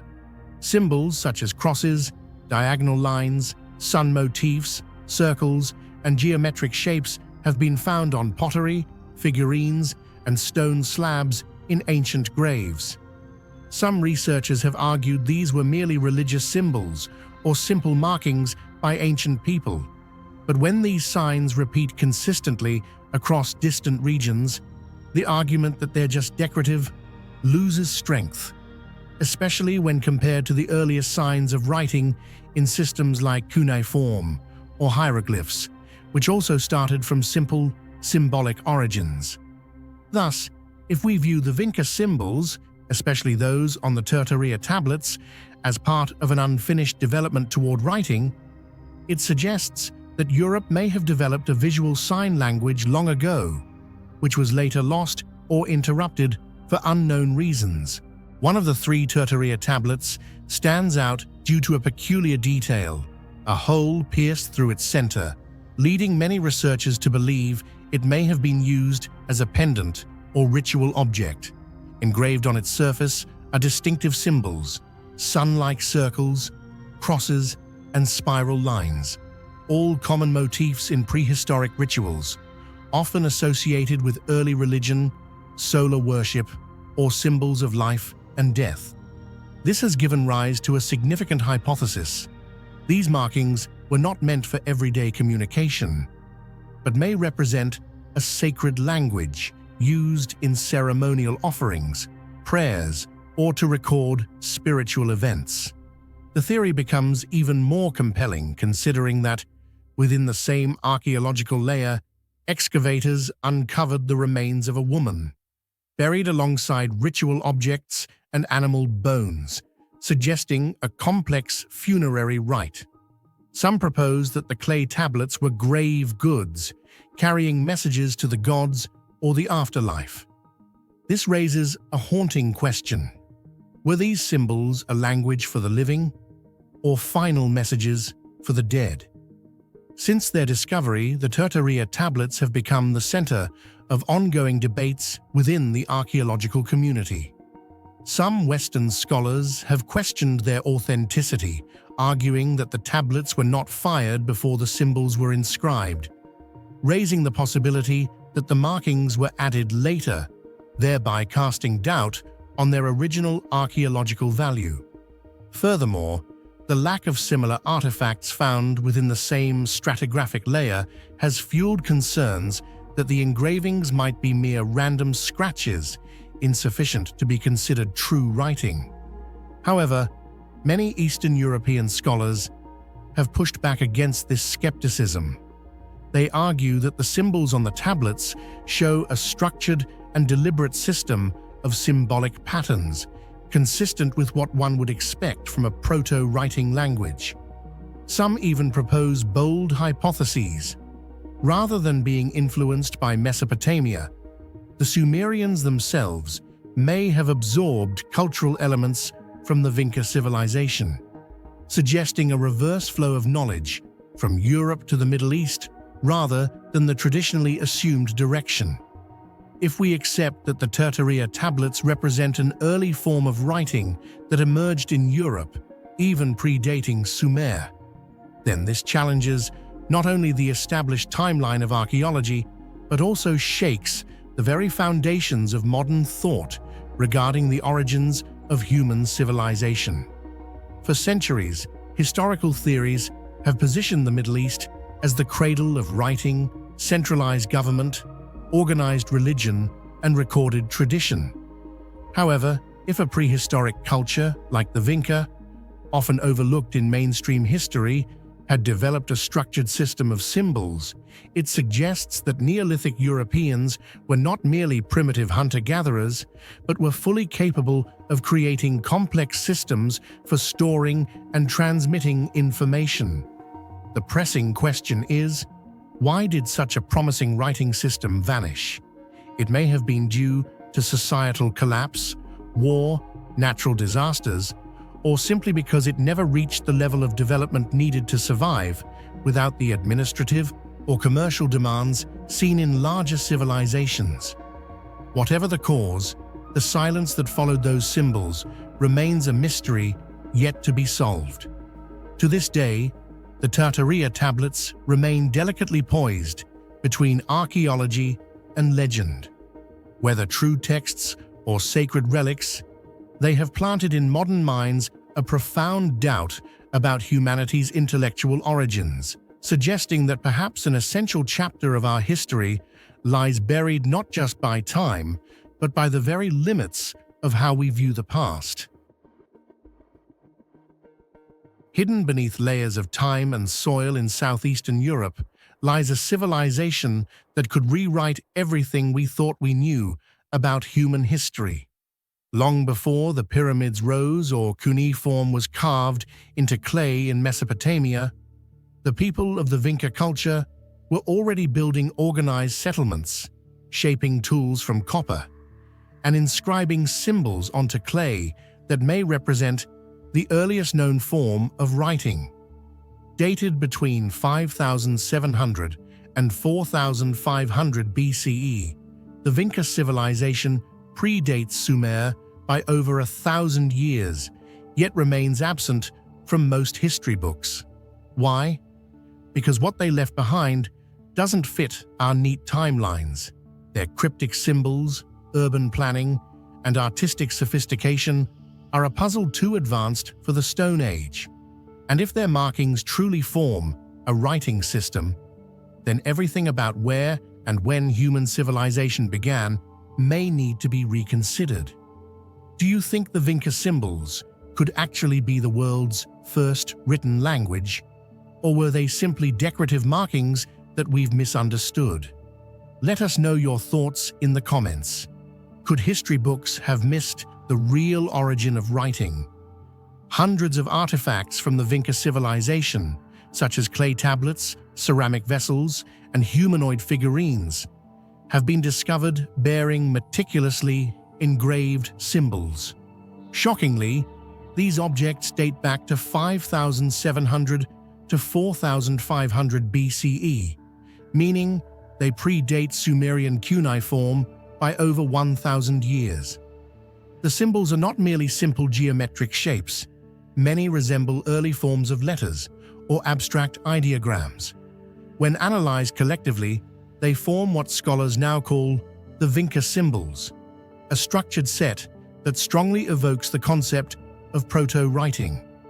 Unlike random cave drawings, these symbols are deliberately repeated, appearing across a wide range of objects and dispersed over a vast area of southeastern Europe.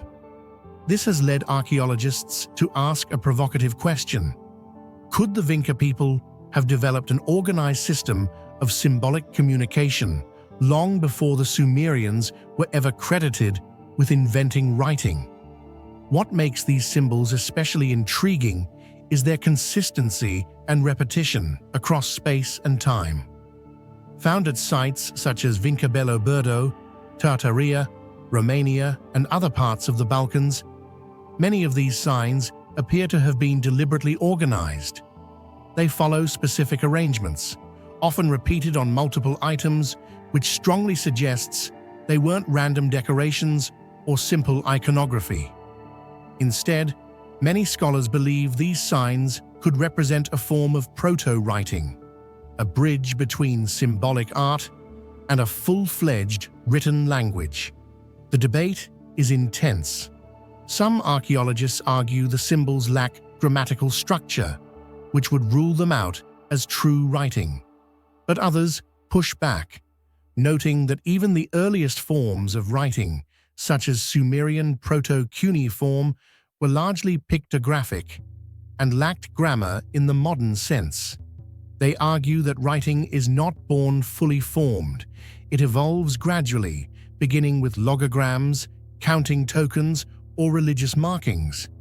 From this perspective, the Vinka signs could represent a cognitive leap in symbolic communication, marking the point when humans began recording more abstract ideas through visual means.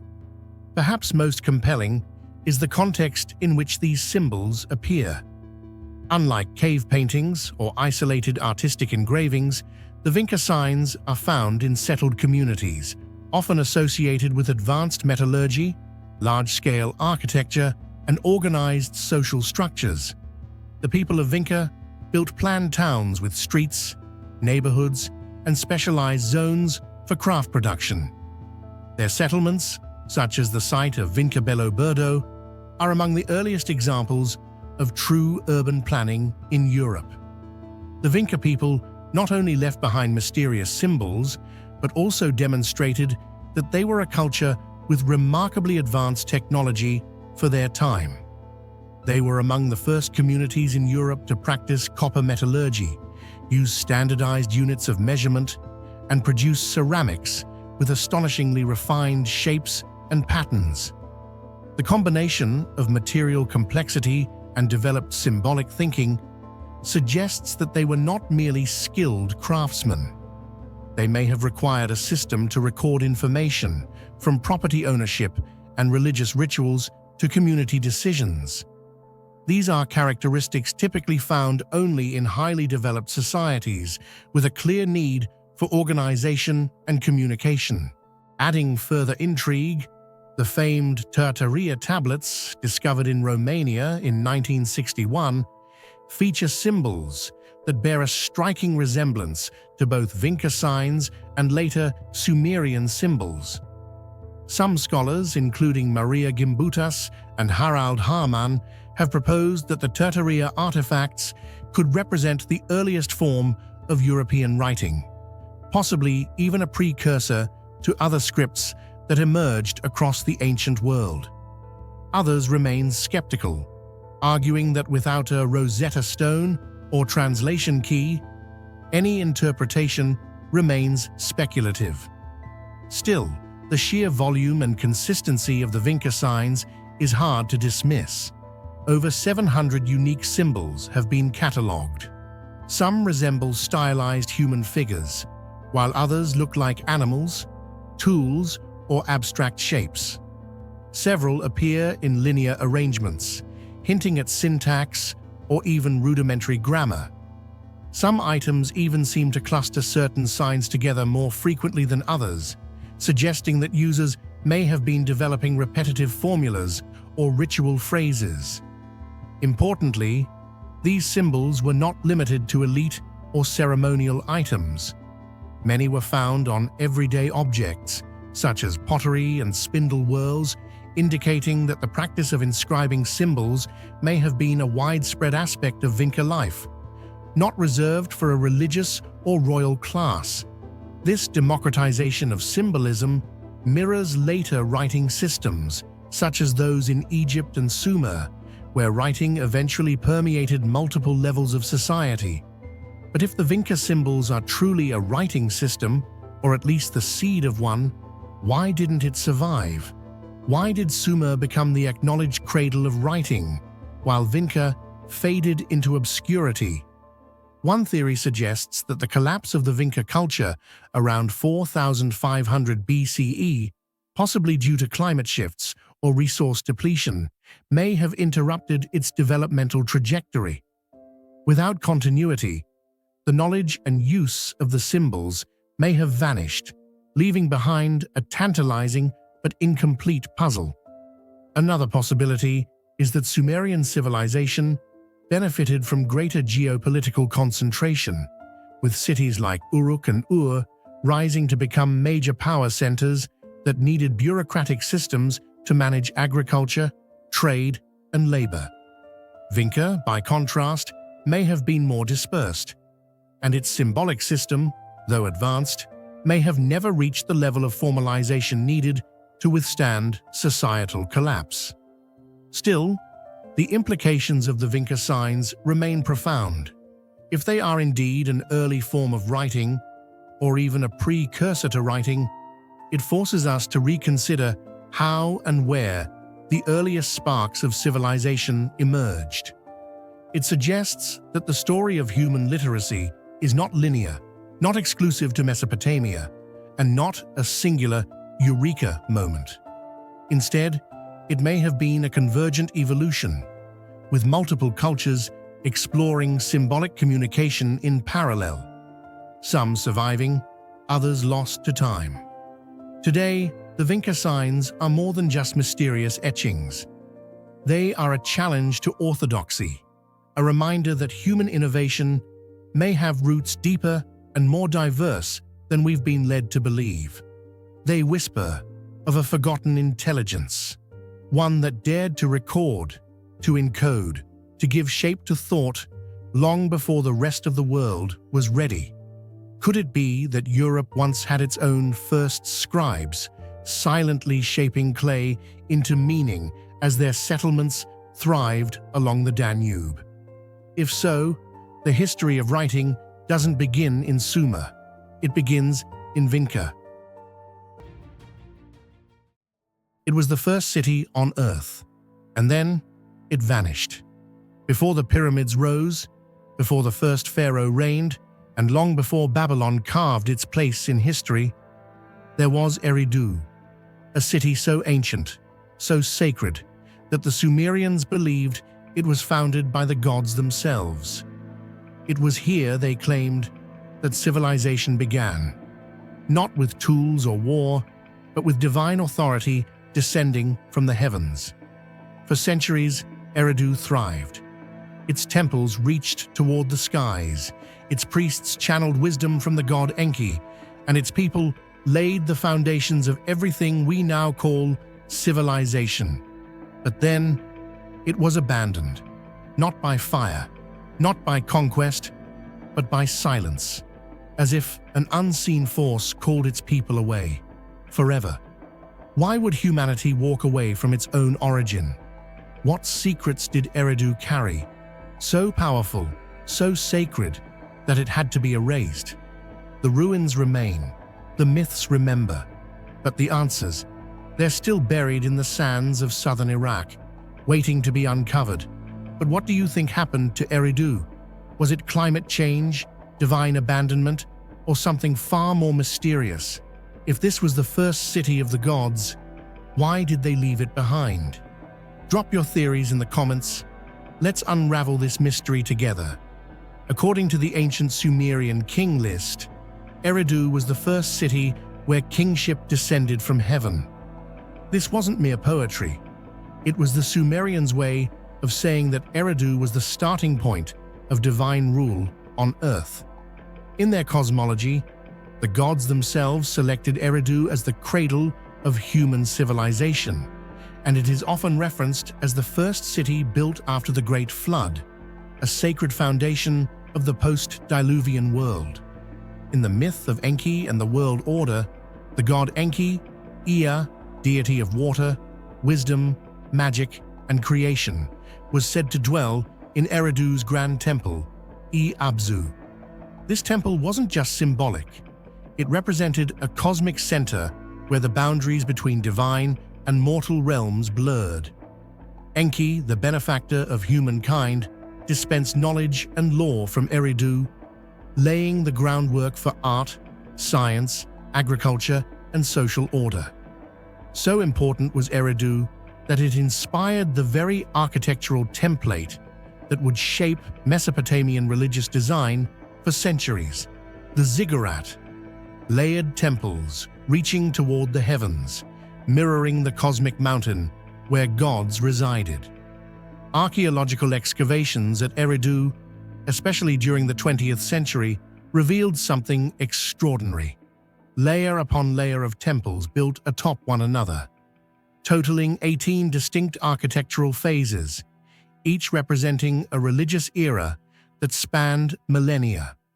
Every new temple was constructed directly on the ruins of the previous one, reflecting a continuous flow of faith and ritual, a phenomenon extremely rare in the history of human civilization.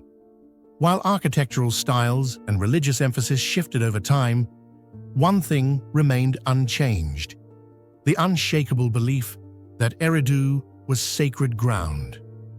These structures were not merely physical architecture. They functioned as spiritual gateways, mud brick stairways not only leading upward to the heavens, but symbolizing a connection to Abzu, the sacred subterranean water realm governed by the god Enki. Across generations, it seems that people felt compelled to reaffirm their bond with the cosmic origin point, the place where gods and humans once communed. These are not just ancient ruins, they are living evidence of a religious center that endured through the ages. Located near the ancient shoreline of the Persian Gulf, Eridu possessed an ideal geographic position, close to fertile alluvial lands and within reach of major ancient trade routes.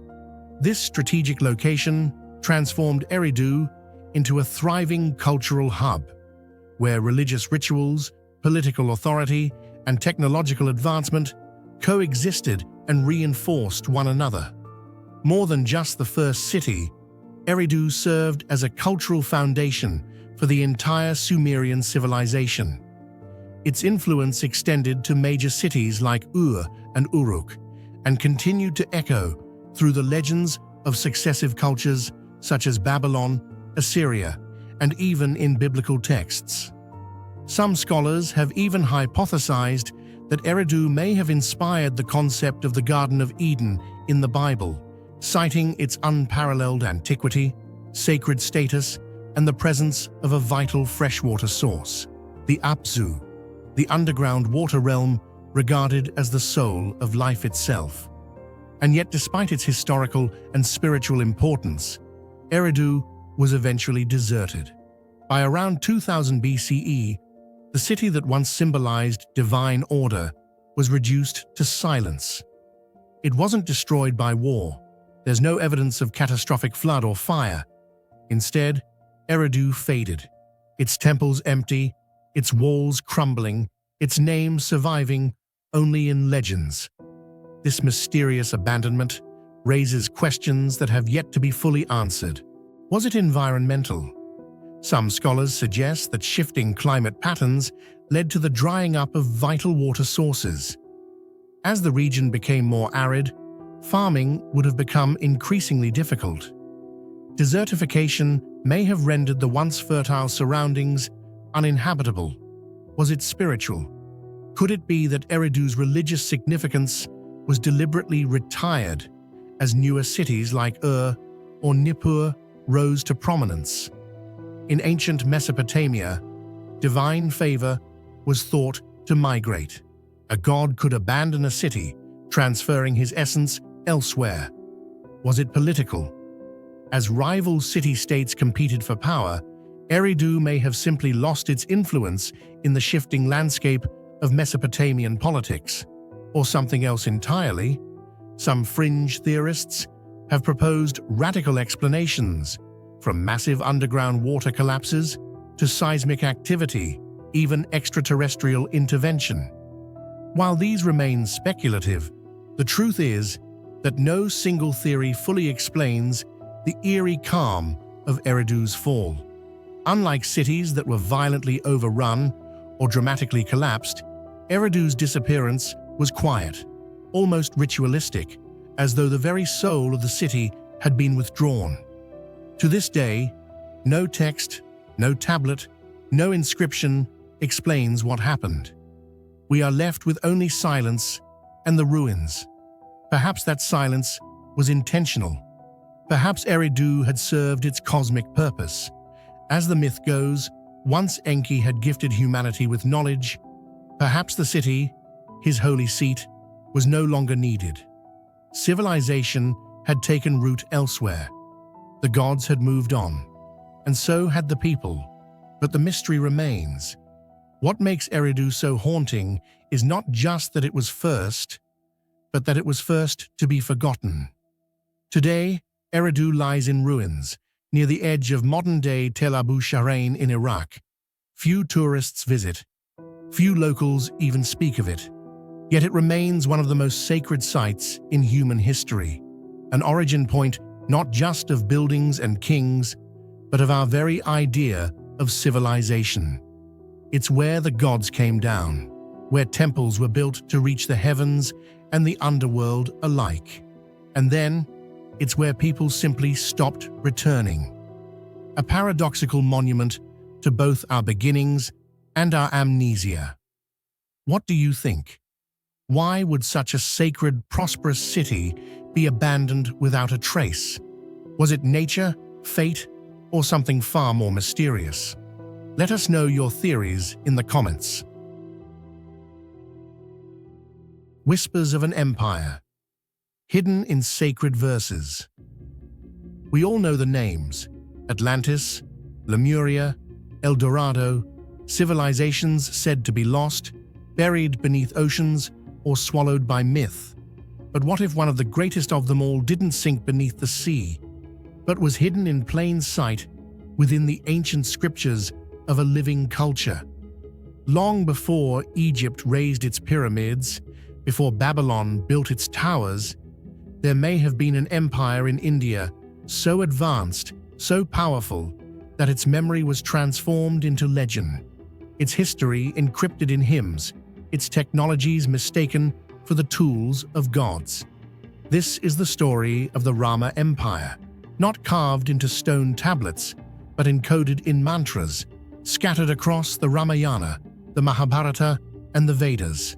It speaks of flying machines, cities of light, weapons that shook the sky, a civilization that, according to some, achieved greatness beyond what modern science can fully grasp, and then vanished without a trace.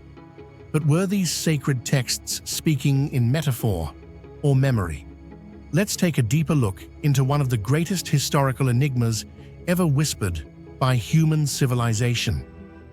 Do you think ancient texts could be preserving real memories of lost civilizations? Or are we just reading too much into metaphor and myth?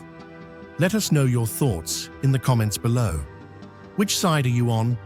History or legend? What makes the story of the Rama Empire truly extraordinary is the unshakable presence it holds within ancient Hindu texts. The Ramayana, the Mahabharata, and the Vedas, some of the oldest religious and philosophical works in the world, do not merely hint at a great civilization. They paint vivid portraits of sprawling cities, advanced governance, incredible technologies, and a way of life that far surpasses what traditional historians associate with the ancient world. Take, for instance, the Ramayana, attributed to the sage Valmiki. It chronicles the life of Prince Rama, his exile, battles, and his kingdom of Ayodhya, a city described with such grandeur that it rivals any known in ancient history. The Mahabharata, too, recounts cataclysmic wars, fought with weapons of unimaginable power, involving kings and sages who commanded aerial vehicles, used precise targeting systems, and referred to forces that eerily resemble modern-day technologies. Even the Rig Veda, considered one of the oldest books in any Indo-European language, speaks of vimanas, flying chariots that could move in multiple directions, ascend rapidly, and travel great distances across the sky. These aren't vague poetic devices. They're described with mechanical precision, listing materials, fuels, and operational protocols. In some interpretations even hinting at ion propulsion or mercury vortex engines. For many, These passages are allegorical, symbolic representations of spiritual truths, but for others, they suggest something more. That ancient India once hosted a civilization that achieved a level of technological and societal advancement, lost to time and buried under layers of allegory and spiritual metaphor. Proponents of the Rama Empire theory often point to Mohenjo-daro and Harappa, major cities of the Indus Valley civilization, as possible remnants of this forgotten empire. These sites boast remarkably advanced urban planning, straight roads, sophisticated drainage systems, multi-storied houses, standardized brick dimensions, and even public bathhouses. What's striking is how early these cities appeared, over 4,500 years ago, and how suddenly they vanished, leaving behind no clear traces of who built them or why they fell. Some archaeologists argue they were simply part of the Indus culture. Others speculate they predate or overlap with the timeline of Rama, especially when ancient texts describe cities that mirror the infrastructure seen at these sites. Could these archaeological remains be fossils of a mythic past, misclassified by modern frameworks that refuse to accept narratives outside of conventional timelines? The Mahabharata contains chilling descriptions of a blazing projectile with the power of the universe, which exploded with the intensity of 1,000 suns. Soldiers' bodies were burned beyond recognition. Hair and nails fell out, birds turned white, and food became inedible. While many dismiss this as metaphor, some researchers have drawn parallels to nuclear warfare. Even more intriguing is the evidence found at Mohenjo-daro, where skeletal remains appear to show signs of sudden death, high radiation levels, and vitrified sand, conditions that some interpret as indicative of ancient atomic explosions. If these interpretations hold even a grain of truth, it would mean that the Rama Empire may have not only achieved technological prowess, but also suffered from its own destructive potential, much like modern civilizations face today. Among the most striking features of the Rama Empire narrative is the concept of Vimanas, flying machines mentioned across multiple ancient texts. The Vaimanika Shastra, a Sanskrit text said to be based on ancient knowledge, provides detailed descriptions of these aerial vehicles. It speaks of various types of Vimanas, their propulsion systems, control mechanisms, and even countermeasures used in aerial combat. Descriptions range from single-pilot crafts to massive palace-sized skyships capable of interplanetary travel. While mainstream historians consider these descriptions to be imaginative literature, aviation engineers have marveled at the depth of technical language, including references to materials that reduce heat, mirrors for visibility in all directions, and anti-gravity effects. The very idea of a technologically capable ancient civilization with flying machines upends the conventional timeline of human development and opens doors to theories ranging from forgotten science to extraterrestrial contact. If such a civilization did exist, why is there no solid proof? Why have we not uncovered their machines, their factories, or their blueprints? One possibility is that the Rama Empire met a catastrophic end, whether through natural disaster, war, or intentional destruction. The Himalayas have preserved myth after myth of great floods, firestorms, and vanished kingdoms. If we accept that much of history is buried beneath layers of earth and erasure, it's not unreasonable to believe entire civilizations could vanish without a trace, especially if their ruins were later repurposed or built over. Another possibility lies in the destruction of knowledge. Oral traditions can twist, scriptures can be reinterpreted, and advanced knowledge can be lost within generations. Just as we once lost the know-how to make Roman concrete, it's possible that the technologies and memories of the Rama Empire were absorbed into mythology, awaiting rediscovery. Academic institutions have largely dismissed the Rama Empire theory as pseudo-history, citing lack of archaeological evidence and the difficulty of extracting literal truths from religious texts. However, recent years have seen a growing openness toward re-examining ancient sources through scientific lenses, from analyzing forgotten manuscripts to using ground-penetrating radar on sacred sites. As the line between mythology and archaeology continues to blur, the idea that stories from ancient India might hold echoes of real events and forgotten civilizations no longer seems implausible. What if the Vedas were not just poetry, but records? What if Ayodhya was not just a city of myth, but one of the world's earliest capitals? What if the Rama Empire did exist and left behind clues that we've only just begun to decipher?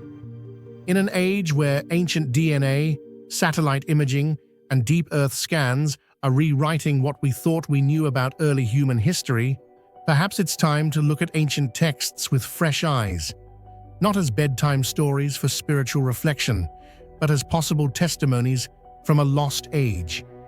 After all, history has a habit of hiding its greatest truths, right in plain sight. What if everything we know about the origins of civilization is wrong?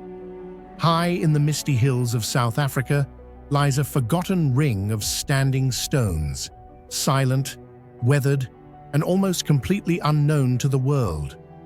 But some believe this unassuming site could be the oldest man-made structure on Earth, a 75,000-year-old calendar built long before the pyramids, Stonehenge, or even agriculture. Is this proof of a lost chapter of humanity, or just another myth carved into stone? What do you think? Could a site like Adam's calendar truly be 75,000 years old, rewriting everything we thought we knew about ancient history? Or are we simply seeing meaning in a natural formation? Drop your thoughts in the comments. History might be older than we think, and your theory could spark the next big debate. On the desolate hills of Mpumalanga, South Africa, lies a little-known stone circle called Adam's Calendar. From a distance, it appears to be nothing more than a scattered cluster of weathered rocks on a windswept plateau. But to some researchers, this is no ordinary prehistoric ruin. It may be the oldest stone calendar ever created by humans, with a possible age of over 75,000 years. If this is true, it would not only predate Stonehenge or the pyramids by tens of thousands of years, but would also surpass even Göbekli Tepe, the site previously considered the oldest known megalithic structure at around 11,600 years old. The structure of Adam's calendar consists of an irregular ring made up of large dolerite stones set upright. Some of these stones are believed to be aligned with the sunrise and sunset during solstices and equinoxes, suggesting an advanced understanding of astronomy in deep prehistory. Among them, one prominent central stone is aligned so that its flat face points directly at the position of the sunrise on the spring equinox, similar to the arrangement at Stonehenge in England or Chaco Canyon in the US. Yet unlike these famous sites, Adam's calendar is almost entirely absent from mainstream archaeological literature, and the reason for this silence lies in one highly controversial claim: its seemingly impossible age. At the heart of Adam's calendar's mystery is the radical proposition made by two South African researchers, Michael Tellinger, a writer and alternative historian, and Johann Heine, a pilot who first noticed the site while flying overhead. Based on their interpretations of astronomical alignments and erosion patterns, they suggest the site could date back a staggering 75,000 years. Let that sink in. If true, this would rewrite not just African history, but global human history.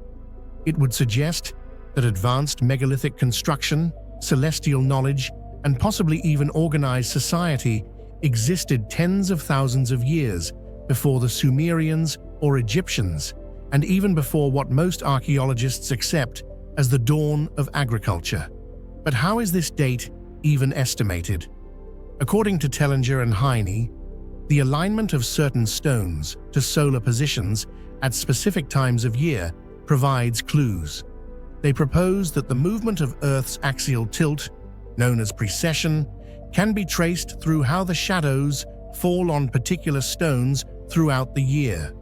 By working backwards through thousands of years of precession, they claim to pinpoint a time when these alignments would have been most accurate, around 75,000 BCE. However, mainstream scholars vehemently reject this claim. The reasons are straightforward. The dating is not based on carbon dating, stratigraphy, or any standard archaeological method. There are no associated artifacts, no human remains, no pottery, no tools, just stones. This lack of context makes it nearly impossible to assign a reliable date. Even more damning, critics argue that the supposed astronomical alignments could be coincidental or the result of natural erosion and stone shifting over thousands of years. Many geologists believe the stones could have cracked and tilted over time, invalidating any original orientation.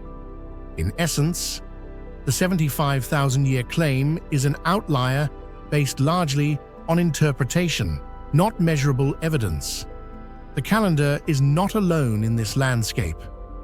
Across southern Africa, particularly in Zimbabwe and South Africa, lie thousands of stone circles, many still buried beneath soil and vegetation.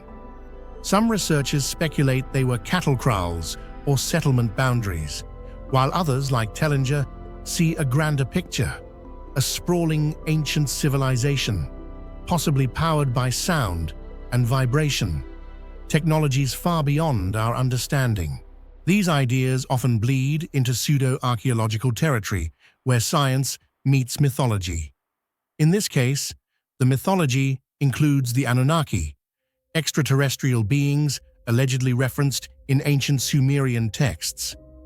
Some theorists believe Adam's calendar served as a landing site, energy node, or navigational tool for these ancient visitors, and may have played a role in a prehistoric gold mining operation. Indeed, the region is rich in gold deposits, and mining activity in southern Africa dates back thousands of years. But to link this with alien interventions or civilizations from 75,000 years ago without material evidence requires a leap of faith many academics refuse to make. One of the central questions sparking debate among researchers about Adam's calendar is this: if the site is truly 75,000 years old, then where is the rest of the civilization that built it? In archaeology, the signs of an organized society typically include domestic architecture, tools, roads, pottery, or burial sites. Yet at Adam's calendar, no such material evidence has ever been found. This raises a bold and haunting hypothesis. Could there once have been an ancient civilization that was entirely wiped out by natural disaster, climate change, or simply erased by time? From a more grounded perspective, many scholars believe the site may not be as ancient as claimed. It could very well be a ceremonial or astronomical site built by Iron Age communities. However, the lack of formal archaeological excavation has left Adam's calendar in a state of limbo, suspended between two extremes: a forgotten heritage site and a legend steeped in speculative myth.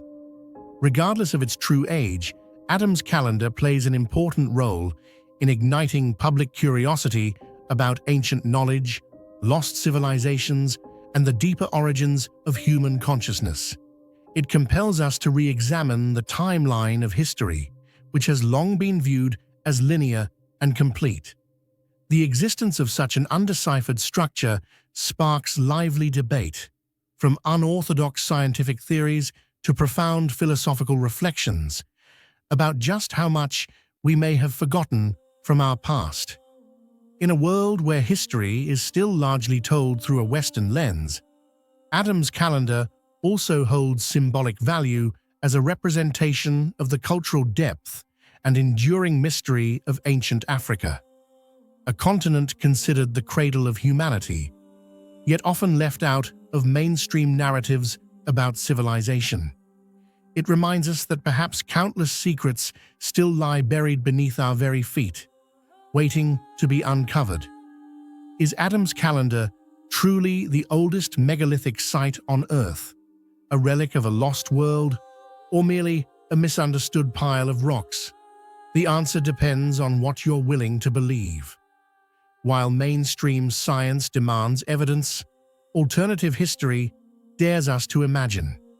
And between those two lies a stone circle that refuses to be ignored. Could Adam's calendar truly be 75,000 years old? Or are we seeing patterns and purpose in something nature, or much more recent humans, left behind? Let us know your thoughts in the comments below. Do you think the Great Pyramid of Giza is the oldest structure in the world? Think again. Hidden in the forested highlands of West Java, Indonesia, an unassuming hill is slowly revealing a secret that could overturn the entire history of humanity. The scattered basalt stones on its summit are just the tip of the iceberg. Beneath the layers of earth lies a massive man-made structure, possibly dating back as far as 20,000 years. Researchers believe this is not merely an archaeological site, it could be a buried pyramid, larger than any ancient monument we've ever known. If this is true, then Gunung Padang is not just a relic of the past. It may be the first real clue of a lost civilization, one that mainstream history may have chosen to forget. If a pyramid older than those in Egypt is hidden beneath the ground in Indonesia, does that mean the entire history we've been taught needs to be rewritten?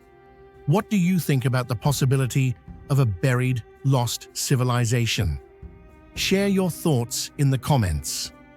For centuries, the local people regarded Gunung Padang as a sacred site, tied to legends of ancient kings and deities. However, it wasn't until the 2010s that modern scientific investigations revealed something astonishing. Gunung Padang might not be a natural hill at all, but a massive man-made structure cloaked by time. Surveys using seismic readings, ground-penetrating radar, GPR, and electrical resistivity tomography, ERT, conducted by Indonesian researchers, have painted a completely different picture of the site. Beneath what appears to be natural soil and vegetation lie layers of deliberately arranged stones, forming a multi-tiered, symmetrical construction that closely resembles a stepped pyramid. What's shocking is not just the size, but the level of organization and engineering sophistication. Vertical columns of basalt, many with naturally hexagonal shapes, were transported and carefully placed by human hands. These stones form walls, pathways, terraces, and possibly even underground chambers or corridors. The deeper the layers go, the more complex and expansive the architecture becomes, with mysterious hollow spaces inside, potentially ritual rooms, dwellings, or underground sanctuaries. What's even more remarkable is that the overall form of the structure strongly resembles a pyramid, not only in its step-like design, but in how each tier seems to represent a different phase of development, almost like a timeline of an entire lost civilization. And if this is true, it suggests that the entire hill of Gunung Padang is actually a buried pyramid, disguised beneath layers of soil, rock, and vegetation accumulated over thousands of years. One of the most controversial aspects, and what makes Gunung Padang stand out from every other archaeological site, is its alleged age, which far exceeds that of any known ancient structure built by humans. While the Great Pyramid of Giza in Egypt was constructed around 4,500 years ago, and Göbekli Tepe in Turkey dates back approximately 11,000 years, radiocarbon dating of the deepest layers of Gunung Padang has produced a staggering result, between 20,000 and 24,000 years old. If this is accurate, Gunung Padang would not only be the oldest pyramid on Earth, but would also raise serious questions about our current understanding of the origins of civilization. According to traditional historical theory, humans in the Stone Age lived in small groups as hunter-gatherers, without the capacity for construction, social organization, or structured belief systems. But a structure as large and complex as Gunung Padang, if truly built 20,000 years ago, would prove the existence of a highly organized society, capable of labor division, architectural planning, and abstract thinking, the foundational traits of true civilization. Although this dating remains a topic of debate, the consistency of results across multiple testing methods makes it difficult to dismiss. If confirmed, Gunung Padang would not merely be an archaeological site, it would become the first physical evidence of a lost chapter in human history. Beyond its remarkable depth and age, the way Gunung Padang was constructed has also astonished researchers. The naturally prismatic basalt blocks were roughly yet precisely cut, then stacked into interlocking, load-bearing layers resembling walls, terraces, and platforms, a construction technique that required structural understanding and planning far beyond what is typically attributed to the Stone Age. Notably, some of the stones show signs of being drilled, carved, or grooved, indicating that they were not only used for building, but were also intentionally shaped, possibly for symbolic, ritualistic, or functional purposes.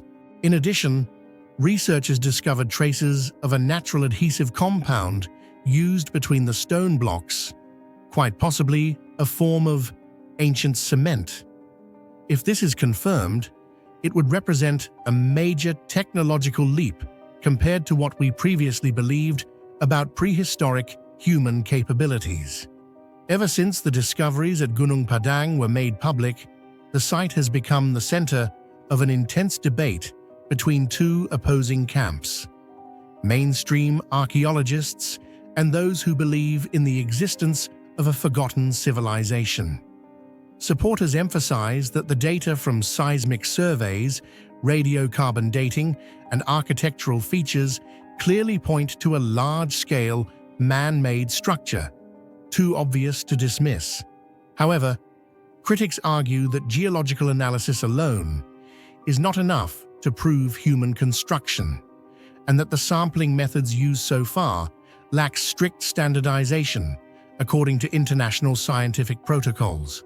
The controversy remains unresolved, but despite the disagreements, Gunung Padang has already raised an important question. Do we truly understand our own past, or have we only glimpsed the surface of a much deeper, buried history? It's undeniable that Gunung Padang opens up an entirely new perspective, that prehistoric humans may once have reached an advanced level of development far beyond what we've ever imagined. If this structure was truly built 20,000 years ago, it would not only overturn the timeline of known civilizations, but also suggest a brilliant chapter of human advancement that was wiped out by global cataclysms, such as volcanic eruptions, ice ages, or asteroid impacts. In that context, Gunung Padang is no longer just an ordinary archaeological site.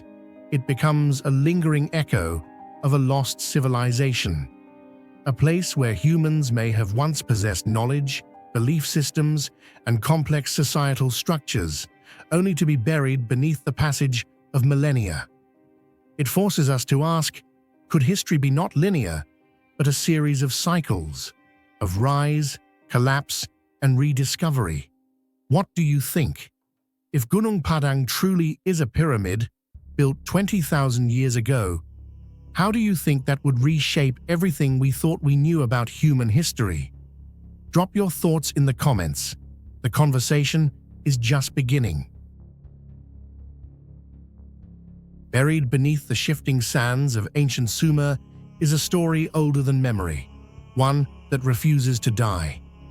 It speaks of beings not born of earth, who descended from the sky, shaped civilizations, and ruled for tens of thousands of years before vanishing in a cataclysmic flood.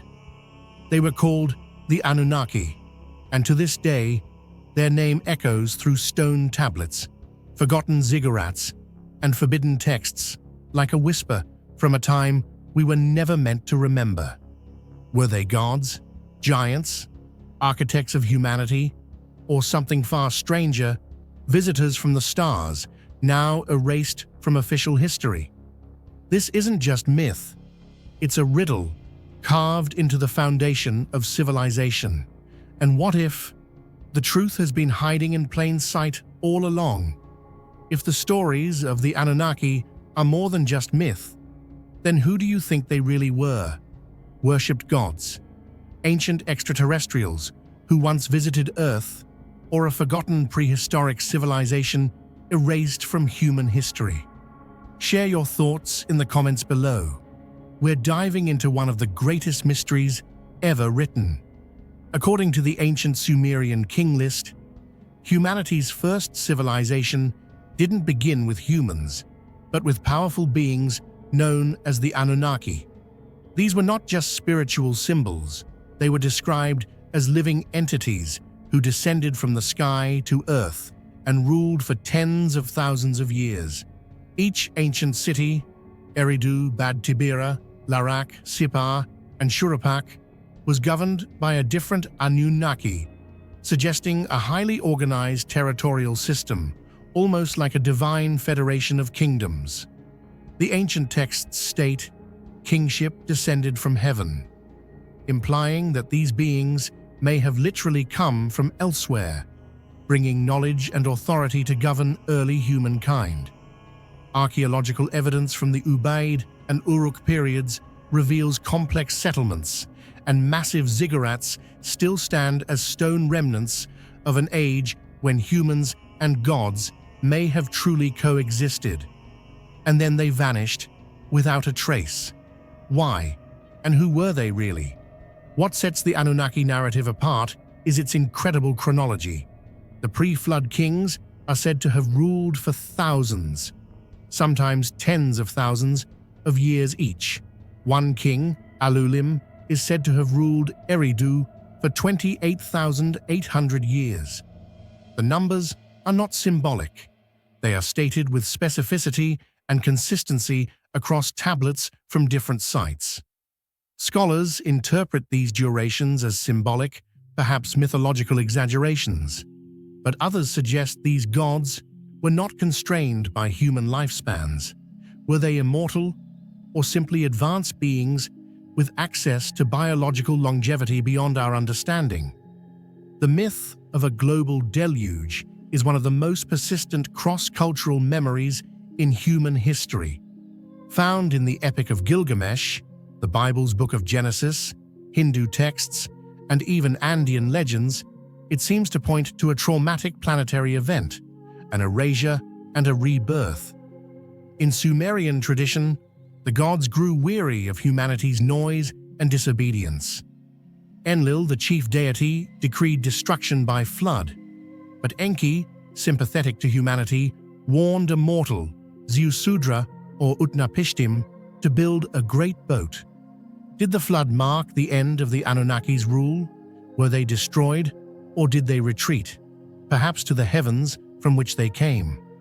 Many ancient carvings from Mesopotamia depict the Anunnaki holding mysterious objects, divine bags, wrist devices, or items resembling modern watches.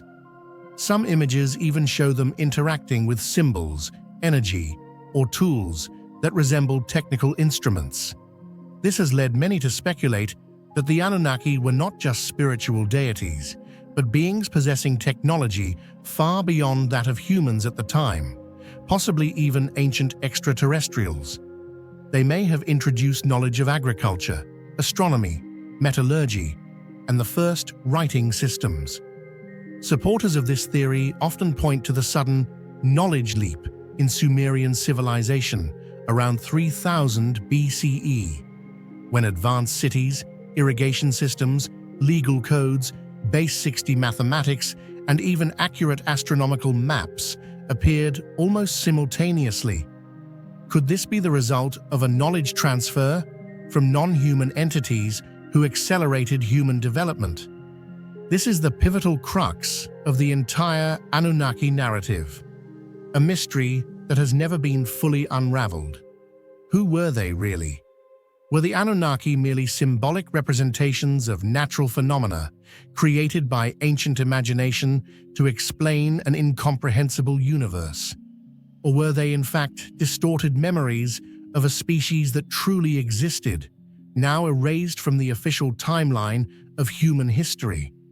Some modern scholars argue that the Anunnaki were purely theological constructs, a symbolic model used to legitimize royal authority and social order. However, what makes this theory unconvincing is the striking consistency in the details: names, roles, behaviors, and disappearance sequences, all repeated across different cities, eras, and languages. In every legend, they come from the sky, descend to earth, guide humanity, and vanish after a catastrophe, often a great flood. The Sumerian king list states plainly, "Then the flood swept over." From that point on, kingship was handed from the gods to humankind. A clear and definitive line was drawn, as if someone had closed the curtain on a forgotten age. But why is that separation so distinct? And why do civilizations so far apart share the same motif? Sky beings who rule and then depart. Could this be more than just myth? Perhaps a collective global memory sealed away through the ages. Skeptics often argue that there is no concrete archaeological evidence proving the Anunnaki were real entities. No bones, no spacecraft, no definitive artifacts. However, in the field of ancient history, the absence of evidence is not evidence of absence, especially when dealing with stories that are over 6,000 years old, worn away by time, war, and cultural censorship. Some theories suggest that such evidence may once have existed, but was sealed away in museums, lost during conflicts, or even deliberately destroyed to avoid controversy. Many alternative scholars turn to forbidden texts like the Book of Enoch, Gnostic scriptures, or the Dead Sea Scrolls, which all speak of beings who once taught humanity, ruled over early civilization, and then mysteriously vanished. Could it be that our collective memory has been reset by a flood, a disaster, or a deliberate decision to bury truths too dangerous to reveal? If what the Sumerians wrote was more than just legend, then we may be facing one of the greatest questions in human history. Did humanity once coexist with another species, these so-called gods, and has since forgotten all memory of them? Ancient civilizations always looked to the sky when speaking of the origins of knowledge. The gods always came from above, and in every tradition, they speak of a great flood that wiped everything clean. Why are these stories so remarkably similar? We call them the Anunnaki, but perhaps the Egyptians called them Neteru. The Maya knew them as Kukulkan. The Hopi remembered them as Kachina. Maybe these are all just different names for the same buried memory. So then, are the Anunnaki merely the product of human imagination? Or are they the sealed-away memory of an ancient truth? Iron tubes embedded in solid rock, in the middle of nowhere. Some say they're natural. Others whisper They're proof of a forgotten civilization. Amid the arid, desolate mountains of western China, far from any traces of ancient human settlement, lies a phenomenon that has left scientists speechless. Ancient metal pipes, embedded deep within rocky cliffs, arranged in a network as if once part of a purposeful transmission system. They are known as the Baigong pipes, but that name alone can't capture the eerie mystery waiting to be unraveled. These are not just a few rusted iron fragments buried in the ground.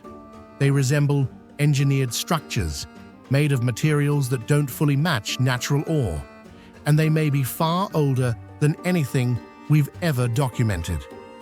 The Baigong pipes sit at the intersection of geology and unanswered questions. Are they a bizarre trick of nature, or remnants of a forgotten civilization? What do you think these pipes are? Are they just a rare geological coincidence, or undeniable proof of a lost technology we can't explain? Drop your theory in the comments below. Natural formation, ancient engineering, or something else entirely? Let's see which side of the mystery you believe in. The Baigong pipe system was discovered in one of the most remote areas of China, Mount Baigong near Fuxian Lake in Qinghai province. This is a barren highland region with virtually no evidence of ancient or modern human settlement. Strangely, some of the metal pipes protrude from the cliffside near a large cave, while many others are embedded deep underground or submerged beneath the lake. The isolated location has led many to question whether ancient humans could have even accessed this place, let alone constructed anything there. Yet what puzzles scientists even more is the structure of the pipes themselves.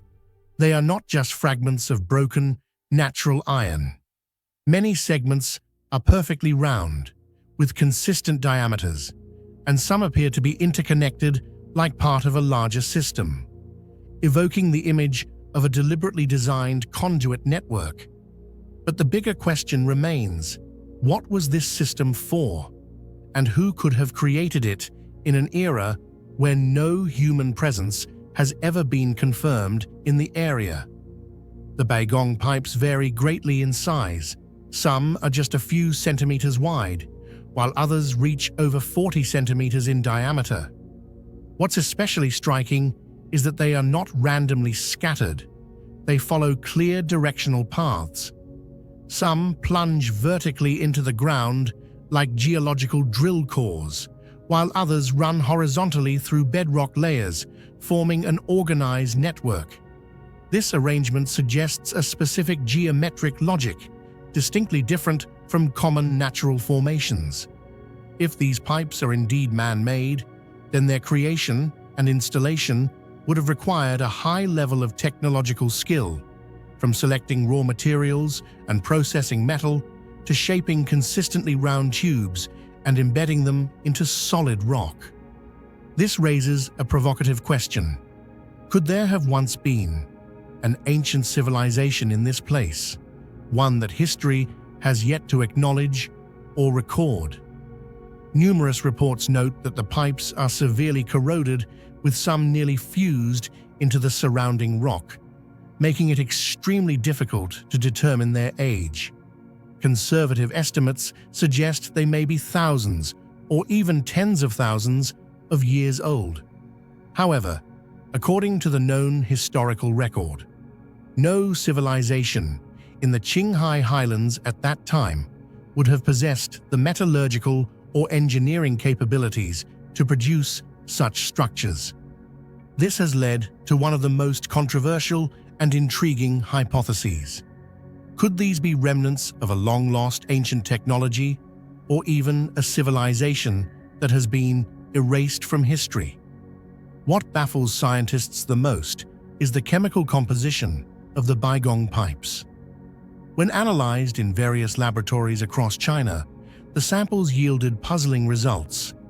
While they are mostly composed of iron-based alloys, they do not completely match the profile of natural iron ore found in the area. According to a report from the Chinese Institute of Geology, the pipes contain an unusually high percentage of iron oxide, along with silica, calcium carbonate, and even trace elements like aluminum and sodium, materials not commonly found in natural iron deposits. This suggests that the pipes underwent some form of processing or alloying, rather than being raw mineral products. Even more astonishingly, approximately 8% of the material found in the pipes could not be identified, according to a report cited by Xinhua News. These unknown origin elements have led some researchers to ask, could these pipes have been manufactured using a technology that is completely unfamiliar to us today? A technology capable of manipulating materials, creating specific alloys, or even synthesizing unusual compounds. Adding to the mystery, in several pipe samples, the outer layers appear to have dissolved and merged with the surrounding limestone, indicating that they have been buried for a very long time and subjected to geological processes lasting thousands of years. If these are purely natural formations, how do we explain their precise tubular shapes? And if they are artificial, why do their alloy compositions not match any known ancient metalworking techniques? Faced with the bizarre nature of the Baigong pipe system, the scientific community is divided into two opposing camps. Some geologists believe the pipes are a rare natural phenomenon, similar to fossilized tubes found in other locations. According to this view, the pipes may have formed when mineral-rich groundwater seeped through decaying tree roots or rock fissures, gradually solidifying over thousands of years into tube-like structures, a process known as ferric pipe formation. However, many skeptical researchers argue that this explanation fails to account for the geometric precision, the relatively uniform lengths, or the unusual alloy composition found in the pipes. They also point out that some pipes are embedded deep within bedrock in clearly intentional directions and even lie beneath the lakebed, places where natural conditions would be unlikely to produce such formations. These factors cast serious doubt on the natural hypothesis. After international media began reporting on the Baigong pipes in the early 2000s, the cave area housing the system was suddenly completely closed off by the Chinese authorities, citing environmental protection concerns. However, this move did not ease public curiosity. Instead, it sparked even more suspicion that something unusual might be hidden there. Many independent researchers and archaeology enthusiasts believe that if the site were made accessible and studied transparently, the discoveries could potentially reshape our understanding of ancient history and long-lost technologies. To this day, no international archaeological team or independent scientific body has been allowed to conduct a comprehensive study and publish peer-reviewed findings about the Baigong pipes. Current information mostly comes from domestic media, semi-official sources, or brief surveys. Yet even this limited data has ignited enduring curiosity. So the question remains, are the Baigong pipes a bizarre product of natural processes, the legacy of an unknown civilization, or something beyond what science can currently explain? At first glance, Lake Fuxian in China's Yunnan province is nothing more than a breathtaking natural wonder. Its waters deep, clear, and serene. But beneath this mirror of tranquility lies something that defies all expectations. A submerged city-like complex of massive stone structures, crafted with a precision that seems far beyond its time or place. No ancient text describes it. No known culture claims it. And yet the stones are there, laid out in geometric perfection, whispering the story of a forgotten world. Who built this sunken monument? When?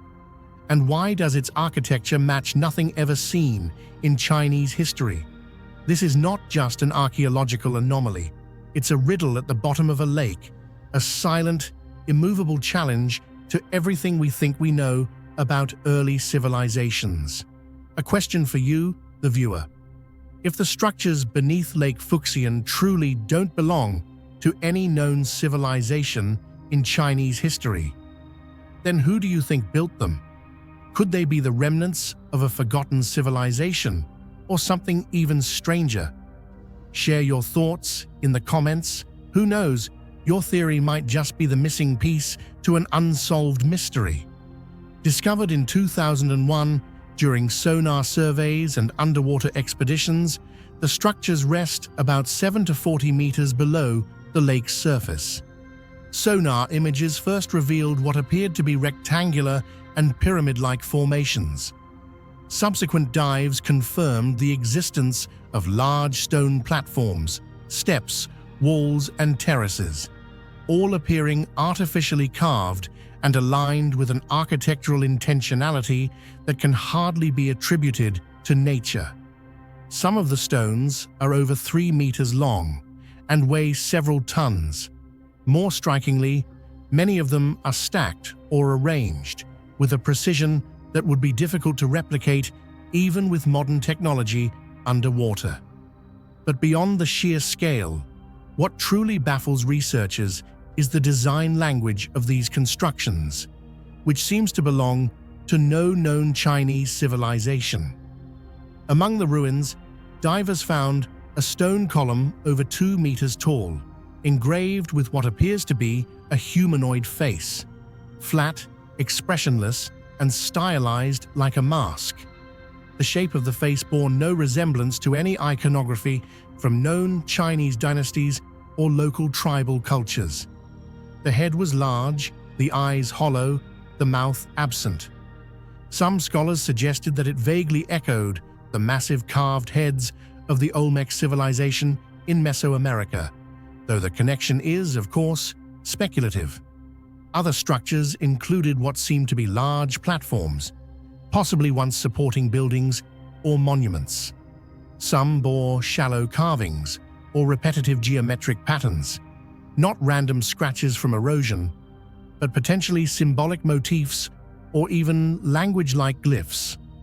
The repeated use of symmetry and alignment suggests a developed understanding of engineering, measurement, and design aesthetics.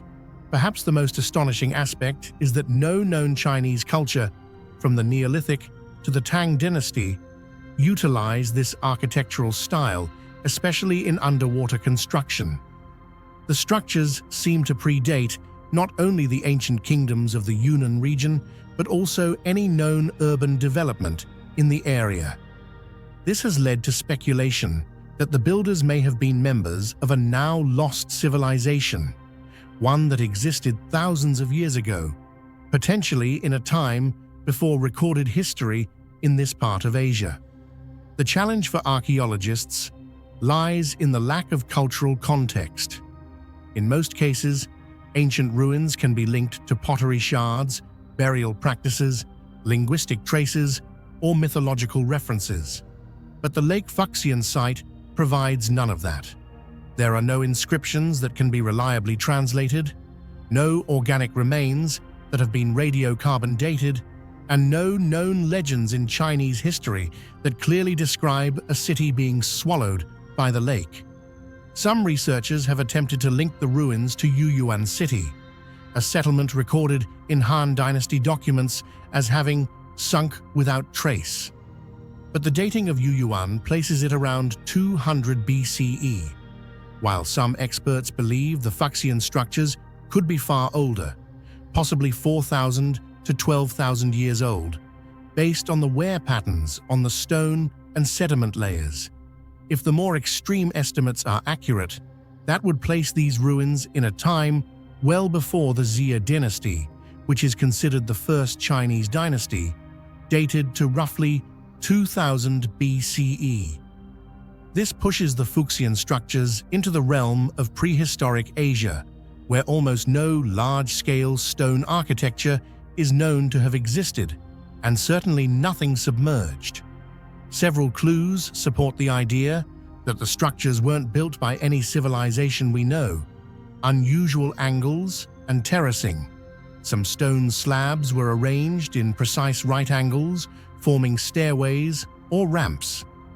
This is rare in early architecture unless there's a strong cultural or ritual purpose behind it.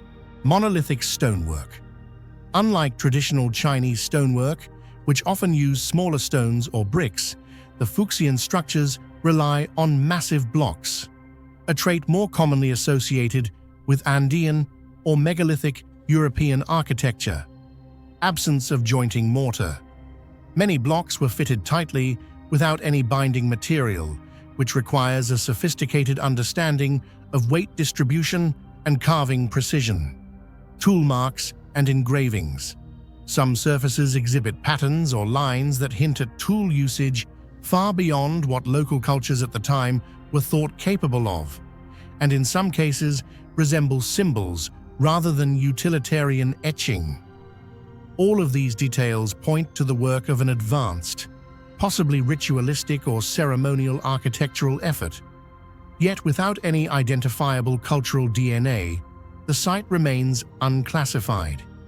In the absence of historical connections, alternative theories have taken root. Some suggest that the structures are remnants of a prehistoric civilization wiped out by a sudden natural disaster, possibly a flood, a glacial melt, or even a tectonic event that raised the water level drastically. However, geologists have found no conclusive evidence of such a sudden event in Lake Fuxian's recent geological history. Others have pointed toward cosmic or alien explanations, especially due to the humanoid face carving and the isolated nature of the site. There are even fringe theorists who claim this could be part of a network of ancient cities, possibly connected to Atlantis-like myths that span multiple continents, echoing tales of lost knowledge and drowned kingdoms. While most scientists dismiss the extraterrestrial angle, they admit that the absence of correlation with any known Chinese tradition is deeply perplexing. The site exists, the stones are real, but the fingerprints of its builders remain missing. One might expect that such a potentially civilization-shifting discovery would spark global academic interest, but the Lake Fuxian site has remained relatively obscure, with little official funding, few follow-up expeditions, and minimal inclusion in archaeological conferences. Some point to bureaucratic hesitation, others to the difficulties of underwater research at that depth, and still others to academic conservatism. If something can't be easily classified, it's often ignored. In many ways, the underwater ruins of Lake Fuxian are like a script without a key, beautifully carved, intentionally placed, but entirely unreadable. They challenge our understanding of early civilization in Asia and remind us of a profound truth. Our timeline of history is built not on certainties, but on what has survived and what we have dared to question. Whether they are the remnants of Yuan, a forgotten people, or a lost chapter of human evolution, the stone structures beneath Lake Fuxian still wait, silent, submerged, and stubbornly unsolved.